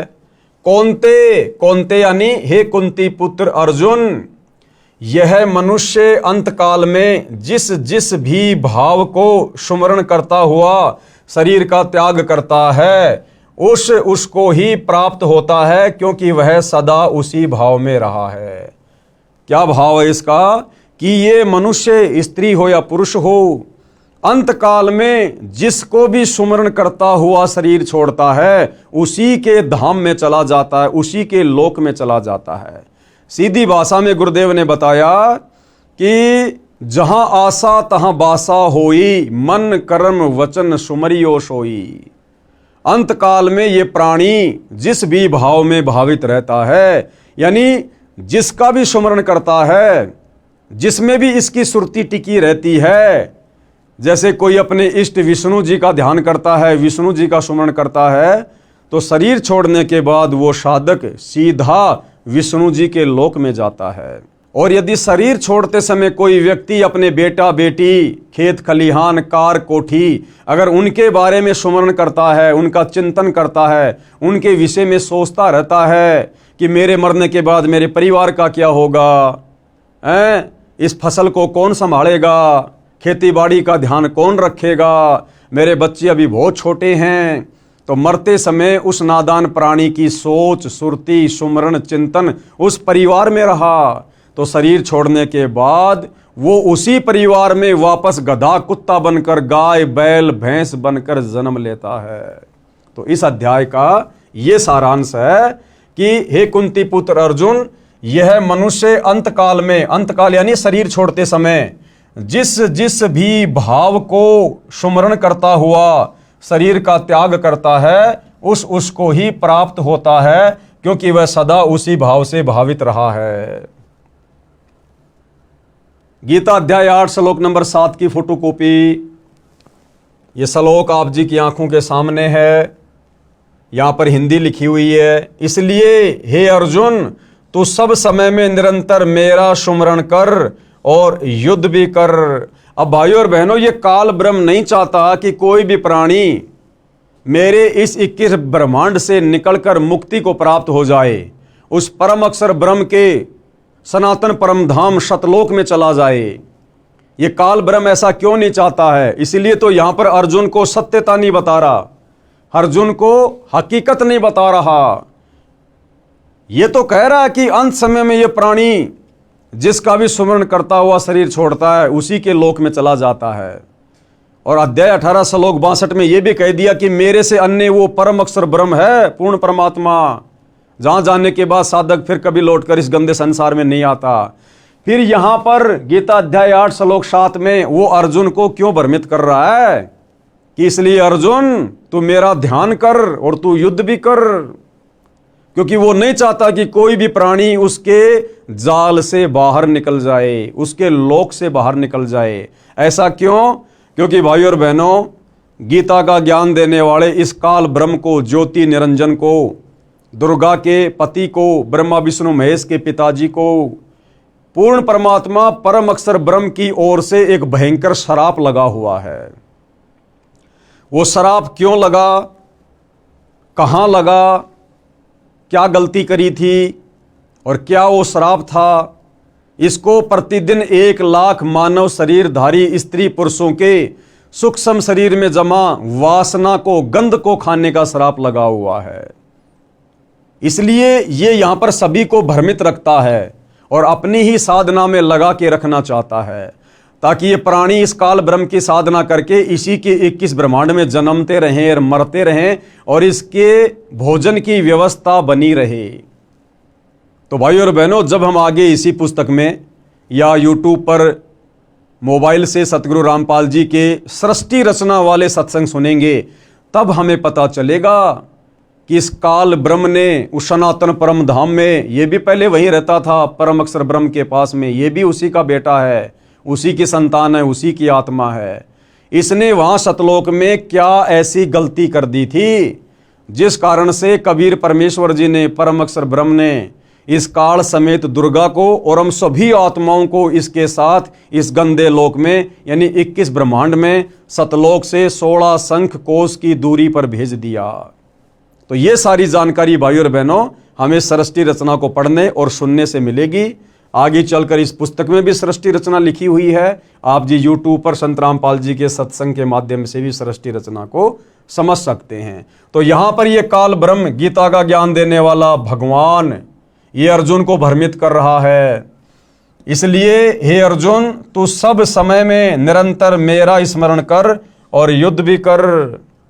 इस प्रकार मुझ में अर्पण किए हुए मन बुद्धि युक्त होकर तू निसंदेह मुझको ही प्राप्त होगा। और ये कहां रहता है?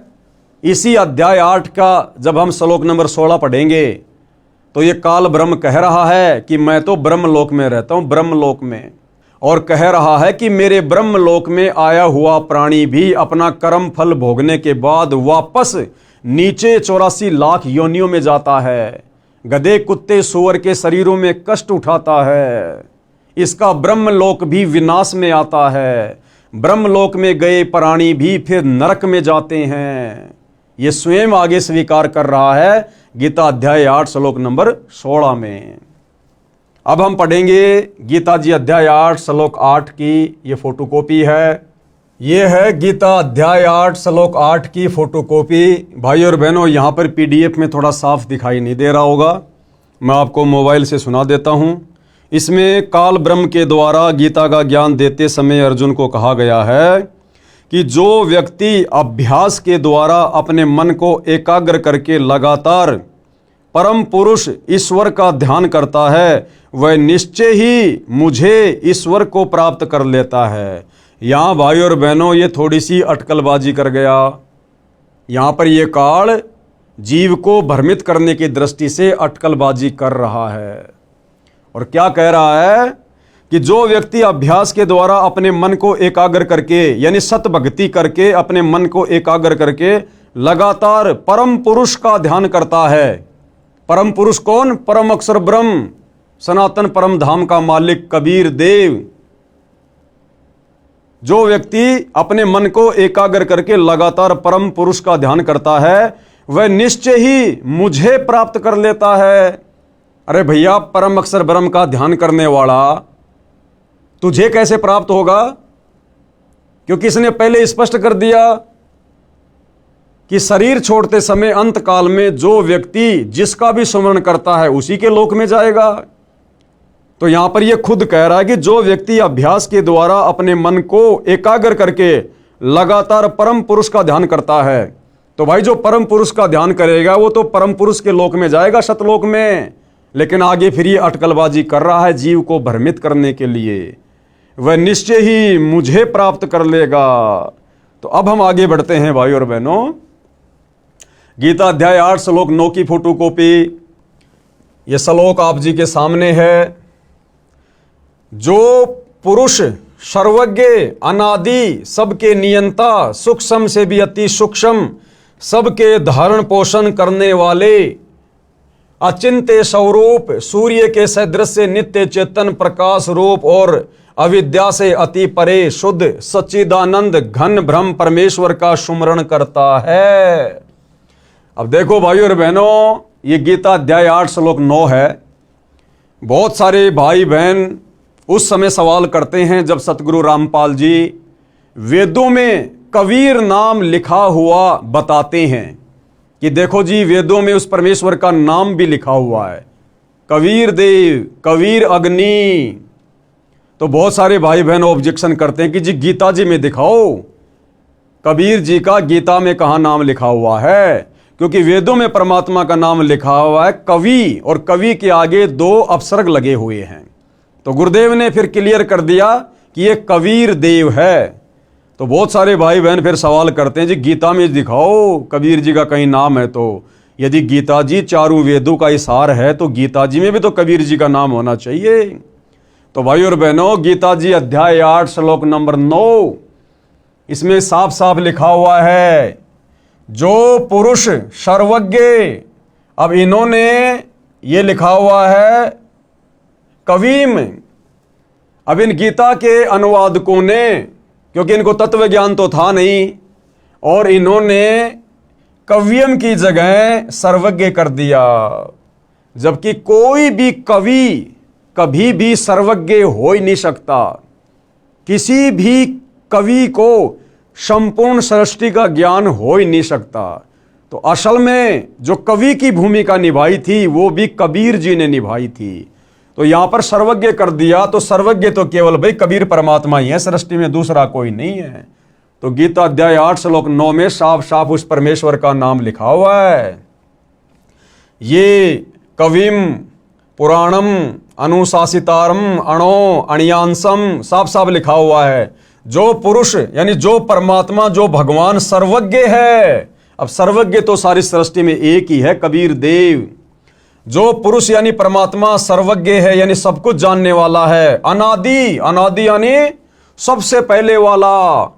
सबके नियंता यानी सबके ऊपर जिसकी सत्ता है। सूक्ष्म से भी अति सूक्ष्म, और सबके धारण पोषण करने वाले। तो भाई सबका धारण पोषण करने वाला तो एक ही परमात्मा है, परम अक्षर ब्रह्म कबीर देव। अचिंत्य स्वरूपम, सूर्य के सदृश से नित्य चेतन प्रकाश रूप और अविद्या से अति परे, अविद्या यानी अज्ञान से दूर, सच्चिदानंद घन ब्रह्म परमेश्वर का सुमरण करता है। यानी अंत समय में शरीर छोड़ते समय जो व्यक्ति परम अक्षर ब्रह्म सच्चिदानंद घन ब्रह्म यानी कबीर देव का सुमरण करता है, सच्चे सतगुरु से, तत्वदर्शी संत से उपदेश लेकर। फिर गीता अध्याय 8 श्लोक 10 की फोटोकॉपी, ये श्लोक आप जियों के सामने है। इसमें क्या लिखा गया है? वह भक्ति युक्त पुरुष अंत काल में भी योग बल से, योग बल यानी भक्ति की शक्ति से, यानी जो सत भक्ति आप और हमें पूज्य गुरुदेव भगवान ने दी है, योग यानी भक्ति, बल यानी भक्ति की शक्ति से, वह भक्ति युक्त पुरुष यानी साधक भगत अंत काल में यानी शरीर छोड़ते समय योग बल से यानी भक्ति की शक्ति से भ्रकुटी के मध्य में प्राणों को अच्छी प्रकार निश्चल मन से सुमरण करता हुआ उस दिव्य रूप परम पुरुष परमात्मा को ही प्राप्त होता है। तो गीता ज्ञान देने वाले काल ब्रह्म ने बिल्कुल क्लियर कर दिया है कि भक्ति की शक्ति से अंत समय में ये प्राणी जिसका भी ध्यान करेगा, जैसे परम अक्षर ब्रह्म का ध्यान करेगा, सच्चे गुरु से नाम लेकर, तत्वदर्शी संत से उपदेश लेकर, तो अंत काल में शरीर छोड़ते समय ये प्राणी उसी को प्राप्त होगा। किसको? परम पुरुष परमात्मा को ही प्राप्त होता है। तो यहां इस काल ब्रह्म ने बिल्कुल क्लियर करना पड़ा। जिस सच्चाई को बार बार ये छुपा रहा था, अपने को ही परम पुरुष साबित करने में लगा हुआ था अर्जुन के सामने, तो परमेश्वर ने इसकी बुद्धि फेरी काल ब्रह्म की, और हकीकत इसी के मुंह से गीता जी के बहुत सारे अध्याय और श्लोकों में निकलवा दी। अब आगे भाई और बहनों, गीता अध्याय 8 श्लोक 20 की फोटोकॉपी, ये इसका श्लोक है, आप जी देख सकते हैं, पढ़ सकते हैं। ये सामने संस्कृत लिखी हुई है, सामने उसका हिंदी में अनुवाद है। परंतु उस अव्यक्त से भी अति परे दूसरा अर्थात विलक्षण जो सनातन अव्यक्त है, भाव है, वह परम दिव्य पुरुष सब भूतों के नष्ट होने पर भी नष्ट नहीं होता। अब यहां पर भाई और बहनों अक्षर पुरुष का भी हल्का सा जिक्र आ गया। परंतु उस अव्यक्त से भी अति परे, अव्यक्त कौन? ये अक्षर पुरुष, सात संग ब्रह्मांड का स्वामी, गीता ज्ञान देने वाले भगवान से अन्य एक अव्यक्त और बताया गया है, अक्षर पुरुष। कहते हैं उससे भी परे। अब अक्षर पुरुष से ऊपर फिर कौन? शतलोक में कबीर परमात्मा, परम अक्षर ब्रह्म। परंतु उस अव्यक्त से भी अति परे दूसरा अर्थात विलक्षण जो सनातन अव्यक्त भाव है, वह परम दिव्य पुरुष सब भूतों के नष्ट होने पर भी नष्ट नहीं होता। यानी वो कबीर परमात्मा, परम अक्षर ब्रह्म, शतलोक का राजा, सभी प्राणियों के नष्ट होने पर भी वो नष्ट नहीं होता। यानी वो अकाल मूर्त है, वो अविनाशी है। आगे गीता अध्याय 8 श्लोक 21 की फोटोकॉपी। अब यहां पर भाई और बहनों गुरुदेव ने क्लियर क्या करना चाहा है कि ये खुद गीता का ज्ञान देने वाला काल ब्रह्म अपने से अन्य किसी और परम अक्षर ब्रह्म की ओर संकेत कर रहा है कि वो सबके नष्ट होने पर भी नष्ट नहीं होता। यानी ये गीता ज्ञानदाता भी नष्ट होता है, इसके भी जन्म और मृत्यु है, उस अक्षर पुरुष की भी जन्म और मृत्यु है। लेकिन अक्षर पुरुष यानी उस दूसरे नंबर के अव्यक्त से भी ऊपर जो परम अक्षर पुरुष है, कबीर देव है, जो शतलोक में रहता है, सत्य पुरुष है, वो सब भूतों के यानी सब प्राणियों के नष्ट होने पर भी नष्ट नहीं होता। तो गीता ज्ञानदाता काल ब्रह्म कह रहा है कि भैया मेरी भी जन्म और मृत्यु होती है, मैं भी अविनाशी नहीं हूं। वो अविनाशी तो परम अक्षर ब्रह्म है जो सब भूतों यानी प्राणियों के नष्ट होने पर भी नष्ट नहीं होता है। तो हिंदू समाज के भाई और बहनों को थोड़ा विचार करना चाहिए। जिस गीता ज्ञान देने वाले भगवान को हमने उत्तम भगवान मान लिया था, हमारे धर्म गुरुओं की नादानी के कारण, शास्त्रों का ज्ञान ना होने के कारण, वो गीता का ज्ञान देने वाला भगवान काल ब्रह्म वो तो कह रहा है कि मेरे से अन्य है वो परम अक्षर ब्रह्म जो कभी भी नष्ट नहीं होता, वो अविनाशी है और उसी की भक्ति से पूर्ण मोक्ष होगा। आगे गीता अध्याय 8 श्लोक 21 की फोटोकॉपी, श्लोक संस्कृत में आप जियों के सामने है। अव्यक्त अक्षर इस नाम से कहा गया है, उसी अक्षर नामक अव्यक्त भाव को परम गति कहते हैं। यानी जो व्यक्ति उस परम पुरुष की भक्ति करके, अक्षर पुरुष ब्रह्म की भक्ति करके, साधना करके, तत्वदर्शी संत से साधना लेकर जो उस कबीर देव परम अक्षर ब्रह्म की भक्ति करता है और जो उसके लोक में चला जाता है, कहते हैं उसी को परम गति कहते हैं। यानी उस सनातन परम धाम में जाने के बाद ये प्राणी वापस लौटकर संसार में नहीं आता। वहां जाने के बाद कभी भी जीव की मृत्यु नहीं होती है, कभी बुढ़ापा नहीं आता है, वहां सर्व सुख हैं। जिस सनातन अव्यक्त भाव को प्राप्त होकर मनुष्य वापस नहीं आते, कहां? इस काल ब्रह्म के 21 ब्रह्मांड में, इस मृत्यु लोक में, 84 लाख योनियों में, वह मेरा परम धाम है। गीता का ज्ञान देने वाला काल ब्रह्म, ब्रह्मा विष्णु महेश का पिता, दुर्गा का पति, गीता का ज्ञान देते समय अब क्या कह रहा है कि मेरा भी वही परम धाम है, यानी अर्जुन मैं भी उसी परम धाम से आया हुआ हूं, मैं भी उसी सतलोक से यहां नीचे आया हुआ हूं। अब ये सारी जानकारी जब आप सृष्टि रचना पढ़ेंगे तब पता चलेगा कि परम अक्षर ब्रह्म ने, सत्य पुरुष ने, कबीर देव ने इस काल ब्रह्म को क्यों श्राप दिया, क्यों इसको दुर्गा और हम सभी प्राणियों समेत नीचे 21 ब्रह्मांड में भेज दिया। और यहां गीता अध्याय 8 श्लोक 21 में ये गीता ज्ञान देने वाला भगवान खुद स्वीकार कर रहा है कि वह मेरा परम धाम है, कि अर्जुन मैं भी वहीं का निवासी था, मैं भी पहले वही रहा करता था, उसी परम अक्षर ब्रह्म के धाम में, सतलोक में। तो क्लियर कर दिया है भाइयों और बहनों कि गीता ज्ञानदाता सर्वश्रेष्ठ परमात्मा नहीं है, इससे ऊपर सर्वश्रेष्ठ परमात्मा परम अक्षर ब्रह्म है, सत्य पुरुष है, कबीर देव है, जिसकी साधना तत्वदर्शी संत से लेकर करने से ही हमारी आत्मा का कल्याण होगा। आगे गीता अध्याय 8 श्लोक 22 की फोटोकॉपी, ये संस्कृत में श्लोक लिखा हुआ है, इधर संस्कृत है, सामने बिल्कुल हिंदी है।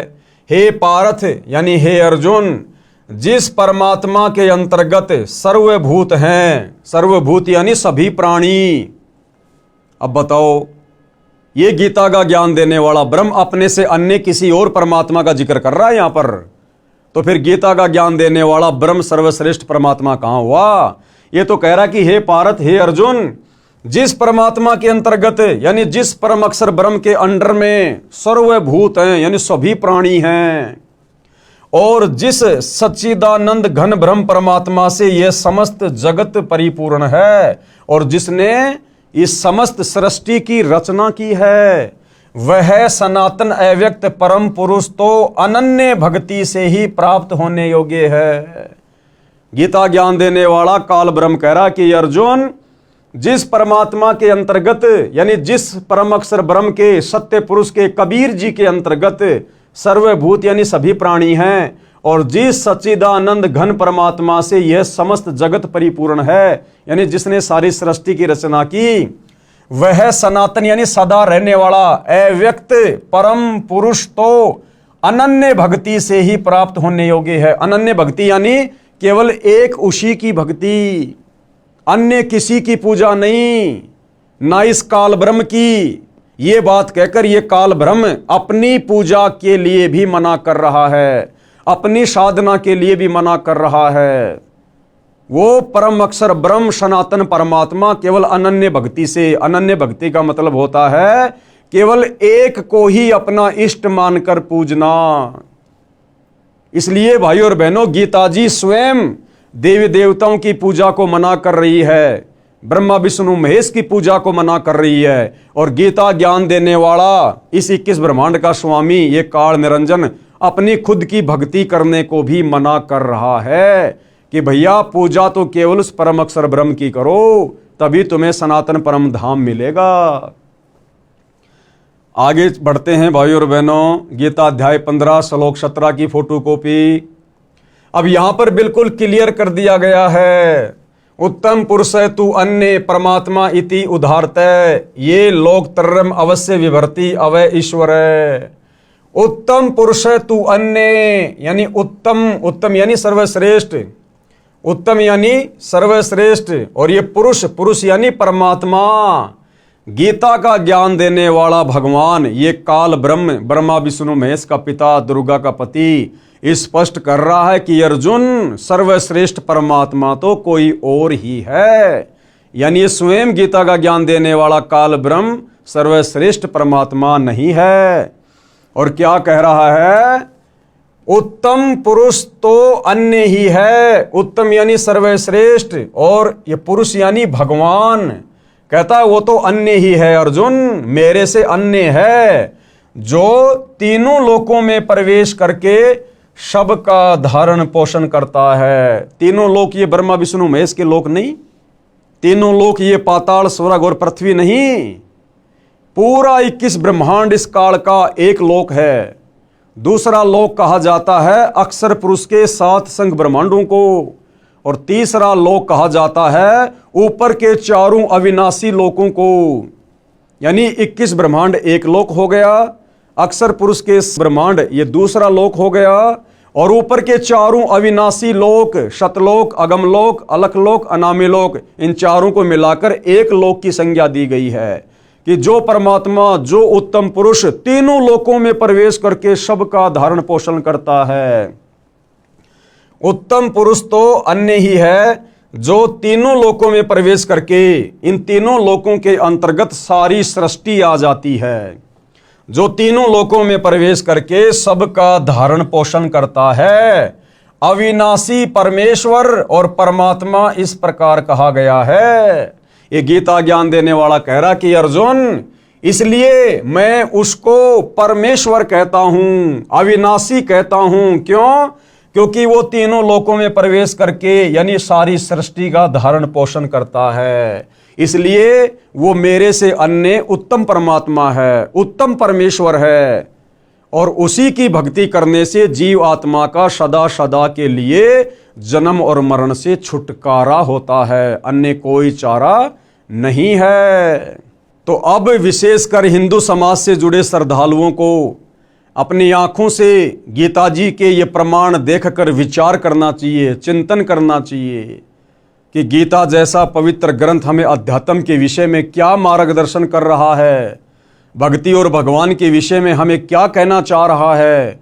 और हमारे नादान धर्म गुरुओं ने तत्व ज्ञान के अभाव में हमें गीता और वेदों का क्या उल्टा पाठ पढ़ा दिया है, हमें भगवान और भक्ति की परिभाषा से कोसों दूर कर दिया है। तो आगे बढ़ते हैं भाइयों और बहनों, गीता अध्याय 2 श्लोक 17 की फोटोकॉपी, यानी फिर से गीता का ज्ञान देने वाला ये काल ब्रह्म, ब्रह्मा विष्णु महेश का पिता, दुर्गा का पति, अपने से अन्य उस परम अक्षर ब्रह्म की जानकारी दे रहा है, अपने से अन्य उस सर्वश्रेष्ठ परमात्मा के विषय में बता रहा है। और क्या कह रहा है? गीता अध्याय 2 श्लोक नंबर 17 आप जी की आंखों के सामने है। नाश रहित तो तू उसको जान जिससे यह संपूर्ण जगत व्याप्त है। यह आपकी आंखों के सामने संस्कृत है। अविनाशी, अविनाशी यानी नाश रहित, जिसका कभी विनाश नहीं होता। अविनाशी तू तत्विधि येन इदम सर्वम, यानी हे अर्जुन, नाश रहित यानी कभी जिसका नाश ना हो, नाश रहित तो तू उसको जान जिससे यह संपूर्ण जगत व्याप्त है। यानी हे अर्जुन, तू अविनाशी यानी नाश रहित भगवान यानी परमात्मा उसको जान जिसने सारे संसार की रचना की है। अगर सारे संसार की रचना करने वाला भगवान ये गीता का ज्ञान देने वाला ब्रह्म होता तो अर्जुन को अपने से अन्य किसी और की तरफ संकेत ना करता। क्लियर है भाइयों और बहनों कि नाश रहित तो तू उसको जान जिससे यह संपूर्ण जगत व्याप्त है यानी विद्यमान है। इस अविनाशी का विनाश करने में कोई भी समर्थ नहीं है। क्लियर कर दिया गीता के ज्ञान देने वाले ने, जिसको हिंदू समाज अपना भगवान मानता है। वो कह रहा कि अर्जुन, उसका नाश करने में कोई भी समर्थ नहीं है, यानी एकमात्र सृष्टि में वही अविनाशी परमात्मा है, परम अक्षर ब्रह्म, सत्य पुरुष। गीता ज्ञान बोलने वाले ने अपनी स्थिति गीता अध्याय 2 श्लोक 12, गीता अध्याय 4 श्लोक 5, गीता अध्याय 10 श्लोक 2 में इस प्रकार बताई है। अब ये गीता ज्ञान देने वाला कौन? काल ब्रह्म, जो श्री कृष्ण जी के शरीर में प्रेत की तरह प्रवेश करके गीता का ज्ञान दे रहा है। अब भाइयों और बहनों, इन श्लोकों में कौन कौन से श्लोकों में?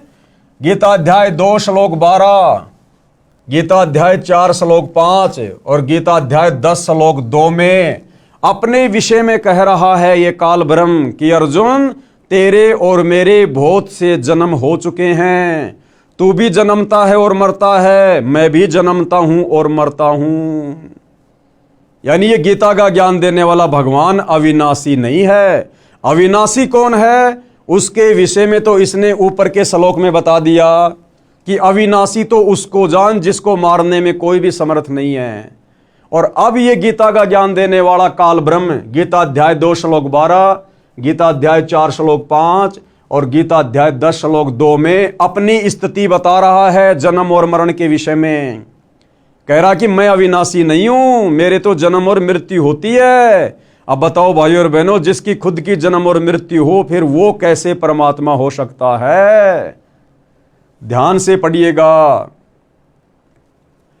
पेश है गीता अध्याय 2 श्लोक 12, गीता अध्याय 4 श्लोक 5 और गीता अध्याय 10 श्लोक 2 की फोटोकॉपी। देखो भाई और बहनों, आज तक के भक्ति इतिहास में हमारे किसी भी धर्म गुरु ने, किसी भी आचार्य और शंकराचार्य ने, किसी भी कथावाचक ने या किसी भी धर्म के किसी भी गुरु ने हमें इन धर्म शास्त्रों को इस प्रकार से अध्याय बताकर, श्लोक बताकर, उंगली रख रख कर हमें इस प्रकार से नहीं समझाए, क्योंकि इन लोगों के पास में तत्व ज्ञान का अभाव था। इन चारों वेदों में, गीता जी में, कुरान, तौरेत, जबूर, इंजिल, बाइबल, इनमें कंप्लीट अध्यात्म का ज्ञान नहीं है। तो जब हमारे धर्म गुरुओं को ही कंप्लीट अध्यात्म का ज्ञान नहीं था, तो भला वे हमें क्या बताते, क्या समझाते? और जैसा उन्होंने अपनी बुद्धि स्तर से इन धर्मशास्त्रों को समझा आधा अधूरा, वही आधा अधूरा ज्ञान इन्होंने समाज में पेश कर दिया। और हम नादानों ने उनको संस्कृत के ज्ञाता मानकर, अध्यात्म के मार्गदर्शक मानकर, उनके द्वारा बताए गए आधे अधूरे ज्ञान को हमने सर्वश्रेष्ठ ज्ञान मानकर स्वीकार कर लिया, जिस कारण से हमारी मुक्ति नहीं हो पा रही। हमारे पूर्वज शरीर छोड़ने के बाद शास्त्र विरुद्ध साधना करने के चलते प्रेत योनि में चले गए। आज उनके श्राद्ध निकलवाए जा रहे हैं। श्राद्ध निकलवाने का मतलब है हमारे जो पूर्वज हैं वो भूत बने हुए हैं, भूत।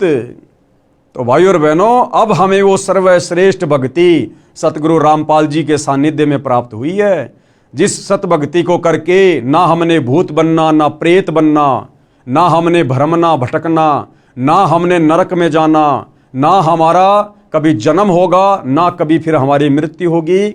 और हम सदा सदा के लिए परम अक्षर ब्रह्म सत्य पुरुष कबीर देव जी के लोक में, सत्य लोक में चले जाएंगे, जहां पर हमें सर्व सुख प्राप्त होंगे। तो अब यहां गीता अध्याय 2 श्लोक 12, गीता अध्याय 4 श्लोक 5 और गीता अध्याय 10 श्लोक 2 में ये गीता ज्ञान देने वाला भगवान स्वयं की स्थिति के बारे में बता रहा है कि भैया मेरी भी जन्म और मृत्यु होती है अर्जुन। ध्यान से देखिए भाई और बहनों, गीता अध्याय 2 श्लोक 12 की फोटोकॉपी आप भाई बहनों की आंखों के सामने है। गीता अध्याय 2 श्लोक 12, ये संस्कृत में श्लोक लिखा हुआ है, आप जी अपने घर पर रखी गीता जी से मिलान कर सकते हैं। न तू एवं एवं अहम जातु न आशम त्वम न आसी। क्या लिखा हुआ है? न तो ऐसा है कि मैं किसी काल में नहीं था। अब इसका क्या मतलब है भाई और बहनों? ये गीता ज्ञान देने वाला काल ब्रह्म, दुर्गा का पति, ब्रह्मा विष्णु महेश का पिता, ज्योति निरंजन क्या कह रहा है अर्जुन को? न तो ऐसा है कि अर्जुन ऐसा भी नहीं है कि मैं किसी काल में नहीं था, यानी मैं हर समय रहता हूं, यानी मेरा जन्म होता रहता है। न तो ऐसा ही है कि मैं किसी काल में नहीं था, अथवा तू नहीं था, अथवा ये राजा लोग नहीं थे, क्योंकि महाभारत के युद्ध में बहुत सारे राजा लोग खड़े हुए थे, उनके विषय में कहा जा रहा है कि अर्जुन न तो ऐसा है कि किसी भी काल में मैं नहीं था या तू नहीं था या फिर ये राजा लोग नहीं थे, और न ही ऐसा ही है कि इससे आगे हम सब नहीं रहेंगे, यानी आगे भी हमारे जन्म होते रहेंगे, हम मरते रहेंगे और हमारे जन्म होते रहेंगे। आगे चलिए गीता अध्याय 4 श्लोक 5 की फोटोकॉपी। ये गीता अध्याय 4 श्लोक 5 की फोटोकॉपी है भाई और बहनों। पीडीएफ में थोड़ा क्लियर नहीं आ रहा है, इसलिए दास ने साइड में उसकी फोटोकॉपी लगा दी है। आप जी गीता अध्याय 4 श्लोक 5 को देख सकते हैं। इसमें गीता ज्ञान देने वाले काल ब्रह्म ने बिल्कुल क्लियर कर दिया अपने जन्म के विषय में। और क्या कह रहा है? हे परंतप अर्जुन, मेरे और तेरे बहुत से जन्म हो चुके हैं, तू उनको नहीं जानता किंतु मैं जानता हूं। क्लियर कर दिया है गीता ज्ञान देने वाले ने कि मेरा जन्म और मृत्यु होती है, कि हे परंतप अर्जुन, तेरे और मेरे बहुत से जन्म हो चुके हैं, किंतु उन सबको तू नहीं जानता, मैं जानता हूं।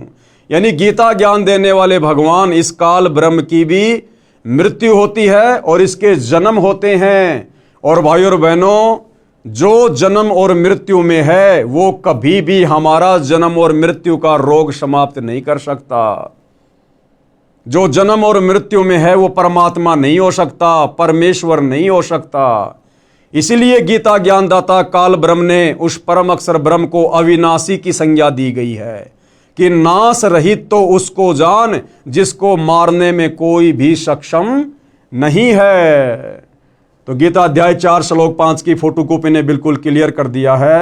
अब लास्ट में आपको दिखाते हैं भाइयों और बहनों, गीता अध्याय 10 श्लोक 2 संस्कृत आपके सामने है और क्या लिखा हुआ है, मेरी उत्पत्ति को कौन कह रहा है, ये काल ब्रह्म गीता का ज्ञान देने वाला, कि मेरी उत्पत्ति को, उत्पत्ति यानी जन्म लेने की प्रक्रिया को, तो जिसकी उत्पत्ति होती है भाइयों और बहनों उसका विनाश भी होता है, यहां का नियम है। तो काल ब्रह्म खुद कह रहा है कि मेरी उत्पत्ति को यानी जन्म लेने की प्रक्रिया को, अर्थात लीला से प्रकट होने को न देवता लोग जानते हैं और न ही महर्षि जन ही जानते हैं, क्योंकि ये काल ब्रह्म इन सबको अपने कंट्रोल में रखता है। ये किस ब्रह्मांड का स्वामी है, ये दुर्गा का पति है, ये गुप्त रहता है, किसी के सामने अपने ओरिजिनल रूप में नहीं आता, क्योंकि इसका विकराल चेहरा है, देखते ही आदमी का कलेजा फट जाए, क्योंकि इसको श्राप लगा हुआ है परम अक्षर ब्रह्म से, कबीर देव से। इसलिए ये गुप्त रहता है 21वें ब्रह्मांड में और सारा का सारा कार्य अपनी पत्नी दुर्गा और अपने तीनों पुत्रों ब्रह्मा विष्णु महेश के माध्यम से करवाता है। तो ये कह रहा है कि मेरी लीला से प्रकट होने की, अर्थात मेरे जन्म लेने की प्रक्रिया को न तो देवता लोग जानते हैं और न ही महर्षि जन जानते हैं। अब भाइयों और बहनों, ब्रह्मा विष्णु महेश से भी इसने सच्चाई को छुपा रखा है कि यदि मेरे विषय में इस सच्चाई का मेरे तीनों पुत्रों को पता चल गया तो ये मेरे लिए कार्य नहीं करेंगे। ब्रह्मा जीवों की उत्पत्ति नहीं करेगा, विष्णु उनका पालन पोषण नहीं करेगा और फिर अंत में शंकर जी तमोगुण के प्रभाव से उनको मार मार के मेरे पास भोजन के लिए नहीं भेजेगा। इसलिए ये काल गुप्त रहता है और सारा कार्य धोखे में रखकर अपने तीनों पुत्रों को मैनेजर बनाकर करवा रहा है। इसलिए कह रहा है कि मेरी उत्पत्ति को, अर्थात लीला से प्रकट होने को न तो देवता लोग जानते हैं और न ही महर्षि जन ही जानते हैं, क्योंकि मैं सब प्रकार से देवताओं का और महर्षियों का भी आदि कारण हूं। यानी 21 ब्रह्मांड में इस काल के अंतर्गत जितने भी देवी देवता हैं, ब्रह्मा विष्णु महेश है, ये महर्षि जन है, ये सब इस काल के अधीन हैं, इनकी पहुंच काल तक नहीं है। इसीलिए तो भाइयों और बहनों, आज तक ये अध्यात्म ज्ञान बिल्कुल 0/0 था। किसी ने भी परमात्मा के विषय में सटीक जानकारी नहीं दी, जिससे भी पूछा उसी ने बता दिया परमात्मा तो निराकार है, क्योंकि सब काल के नीचे हैं और ये गुप्त रहता है, किसी के सामने नहीं आता। इसलिए अपनी असलियत बताने के लिए दुर्गा को भी मना कर रखा है कि मेरे विषय में यदि किसी को सच्चाई बता दी तो मेरे से बुरा और कोई नहीं होगा। ये आप जिस सृष्टि रचना को पढ़ेंगे तब पता चलेगा। इसलिए इस 21 ब्रह्मांड के सभी प्राणी ब्रह्मा विष्णु महेश से ज्ञान प्राप्त, ये नीचे के ये महर्षि जन, साधु संत महात्मा, ये सब लोग भ्रमित हैं भक्ति और भगवान को लेकर। आगे बढ़ते हैं भाइयों और बहनों, इन श्लोकों में स्पष्ट किया है कि हे अर्जुन, तेरे और मेरे बहुत जन्म हो चुके हैं। कौन कह रहा है? गीता का ज्ञान देने वाला ये काल ब्रह्म। इन श्लोकों में स्पष्ट किया है कि हे अर्जुन, तेरे और मेरे बहुत जन्म हो चुके हैं, तू नहीं जानता, मैं जानता हूं। मैं और ये राजा लोग तथा तू पहले भी जन्मे थे, आगे भी जन्मेंगे। अब भैया जिसका जन्म और मरण है वो भगवान कैसे हो सकता है? खुद गीता ज्ञान देने वाला काल ब्रह्म स्वीकार कर रहा है। मेरी उत्पत्ति को न ऋषिजन जानते हैं न देवता जानते हैं। हम रामपाल दास व अनुयायी गीता का आदेश पालन करते हुए उसी परमेश्वर की शरण में जा चुके हैं। हम परम अक्षर ब्रह्म यानी सत्य पुरुष जी को इष्ट रूप में प्रतिष्ठित करके अपने धर्म कर्म तथा पूजा साधना करते हैं। अन्य विश्व के सभी धर्मों व देवों का सम्मान करते हैं। दास यानी लेखक कौन? सतगुरु रामपाल जी। आप हिंदू साहिबानों व विश्व के सब मानव से प्रार्थना करता हूं कि आप भी अविलंब उसी की शरण में जाओ। किसकी शरण में? परम अक्षर ब्रह्म की शरण में, जिसकी शरण में जाने के लिए खुद गीता ज्ञानदाता, ये गीता का ज्ञान बोलने वाला काल ब्रह्म भी कह रहा है।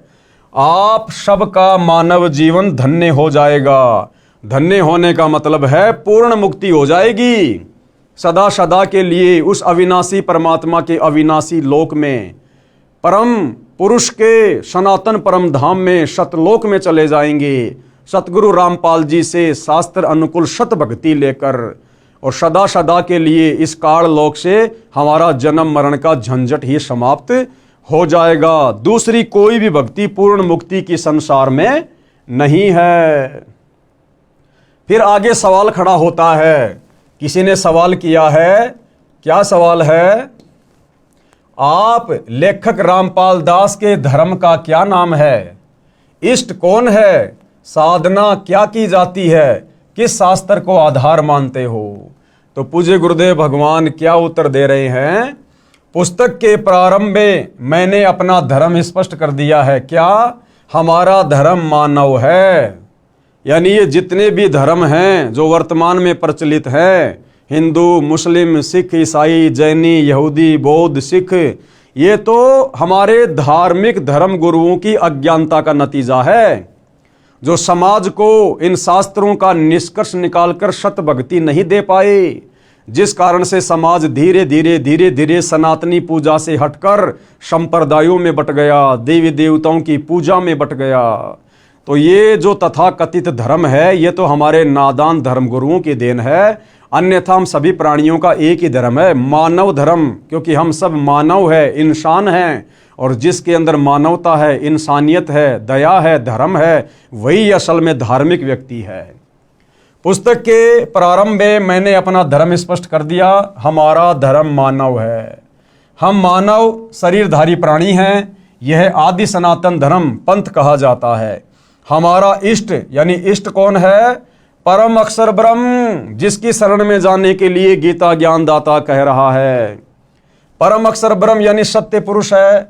हम सूक्ष्म वेद के आधार से साधना में पूजा करते हैं, क्योंकि चारों वेदों में भक्ति का कंप्लीट ज्ञान नहीं है, इसलिए पांचवा वेद सूक्ष्म वेद, उसकी रचना स्वयं परम अक्षर ब्रह्म धरती पर संत रूप में आकर करवाते हैं। उसमें कंप्लीट अध्यात्म का ज्ञान होता है, और फिर उस पांचवें सूक्ष्म वेद को समझाने के लिए वही परम अक्षर ब्रह्म सत्य पुरुष कबीर देव तत्वदर्शी संत बनकर धरती पर प्रकट होते हैं, जैसे कि वर्तमान में सतगुरु रामपाल जी।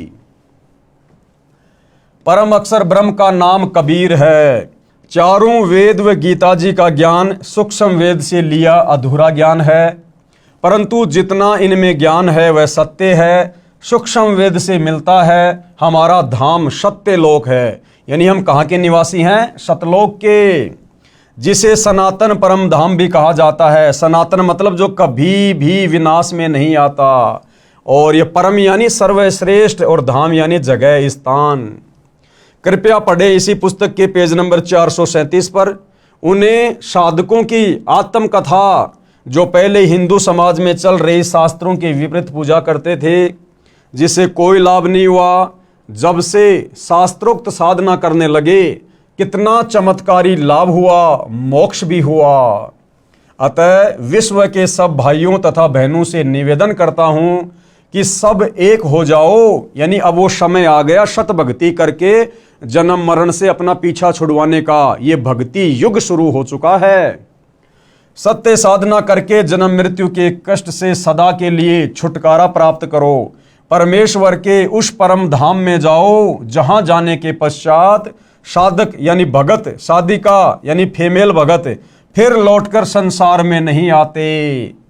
आप सभी का शुभ चिंतक, लेखक संत रामपाल दास यानी सतगुरु रामपाल जी। तो भाइयों और बहनों, हिंदू धर्म के सर्वश्रेष्ठ ग्रंथ पवित्र गीता जी ने भक्ति और भगवान की स्थिति को दर्शाते हुए उसके विषय में साफ साफ बताते हुए किसी प्रकार की कोई कमी नहीं छोड़ी है। आप और हमें मनुष्य जन्म प्राप्त हैं। हमें परमपिता परमेश्वर ने 84 लाख योनियों से भिन्न शरीर प्रदान किया है। विशेष हमारे को बुद्धि प्रदान की है, सोचने समझने की सलाह लेने की हमारे को विशिष्ट परमात्मा ने यह तर्क शक्ति दी है। हम इन सभी चीज़ों का इस्तेमाल करते हुए इस अध्यात्म को जानने और पहचानने का धैर्यपूर्वक निष्पक्ष होकर प्रयत्न करें, प्रयास करें। तभी भाइयों और बहनों हम इस पुस्तक में लिखे गूढ़ ज्ञान को, सत्य ज्ञान को समझ पाएंगे और सतगुरु रामपाल जी की शरण प्राप्त करके अपनी आत्मा का कल्याण करवा पाएंगे।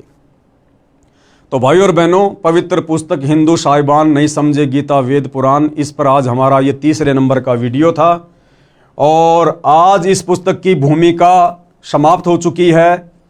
कल हम इस पुस्तक के 2 अध्याय से शुरू करेंगे आगे, जिसमें समझाया जाएगा 2 अध्याय पवित्र हिंदू शास्त्र वर्सेज हिंदू, यानी पवित्र हिंदू धर्म के पवित्र शास्त्रों में, 4 वेदों में और गीता जी में भक्ति और भगवान के विषय में क्या लिखा हुआ है और हिंदू समाज अपने ही धर्म के सदग्रंथों के विरुद्ध साधना कर रहा है या उन शास्त्रों के अनुसार साधना कर रहा है। इन सब बातों की जानकारी हम कल के वीडियो में प्राप्त करेंगे।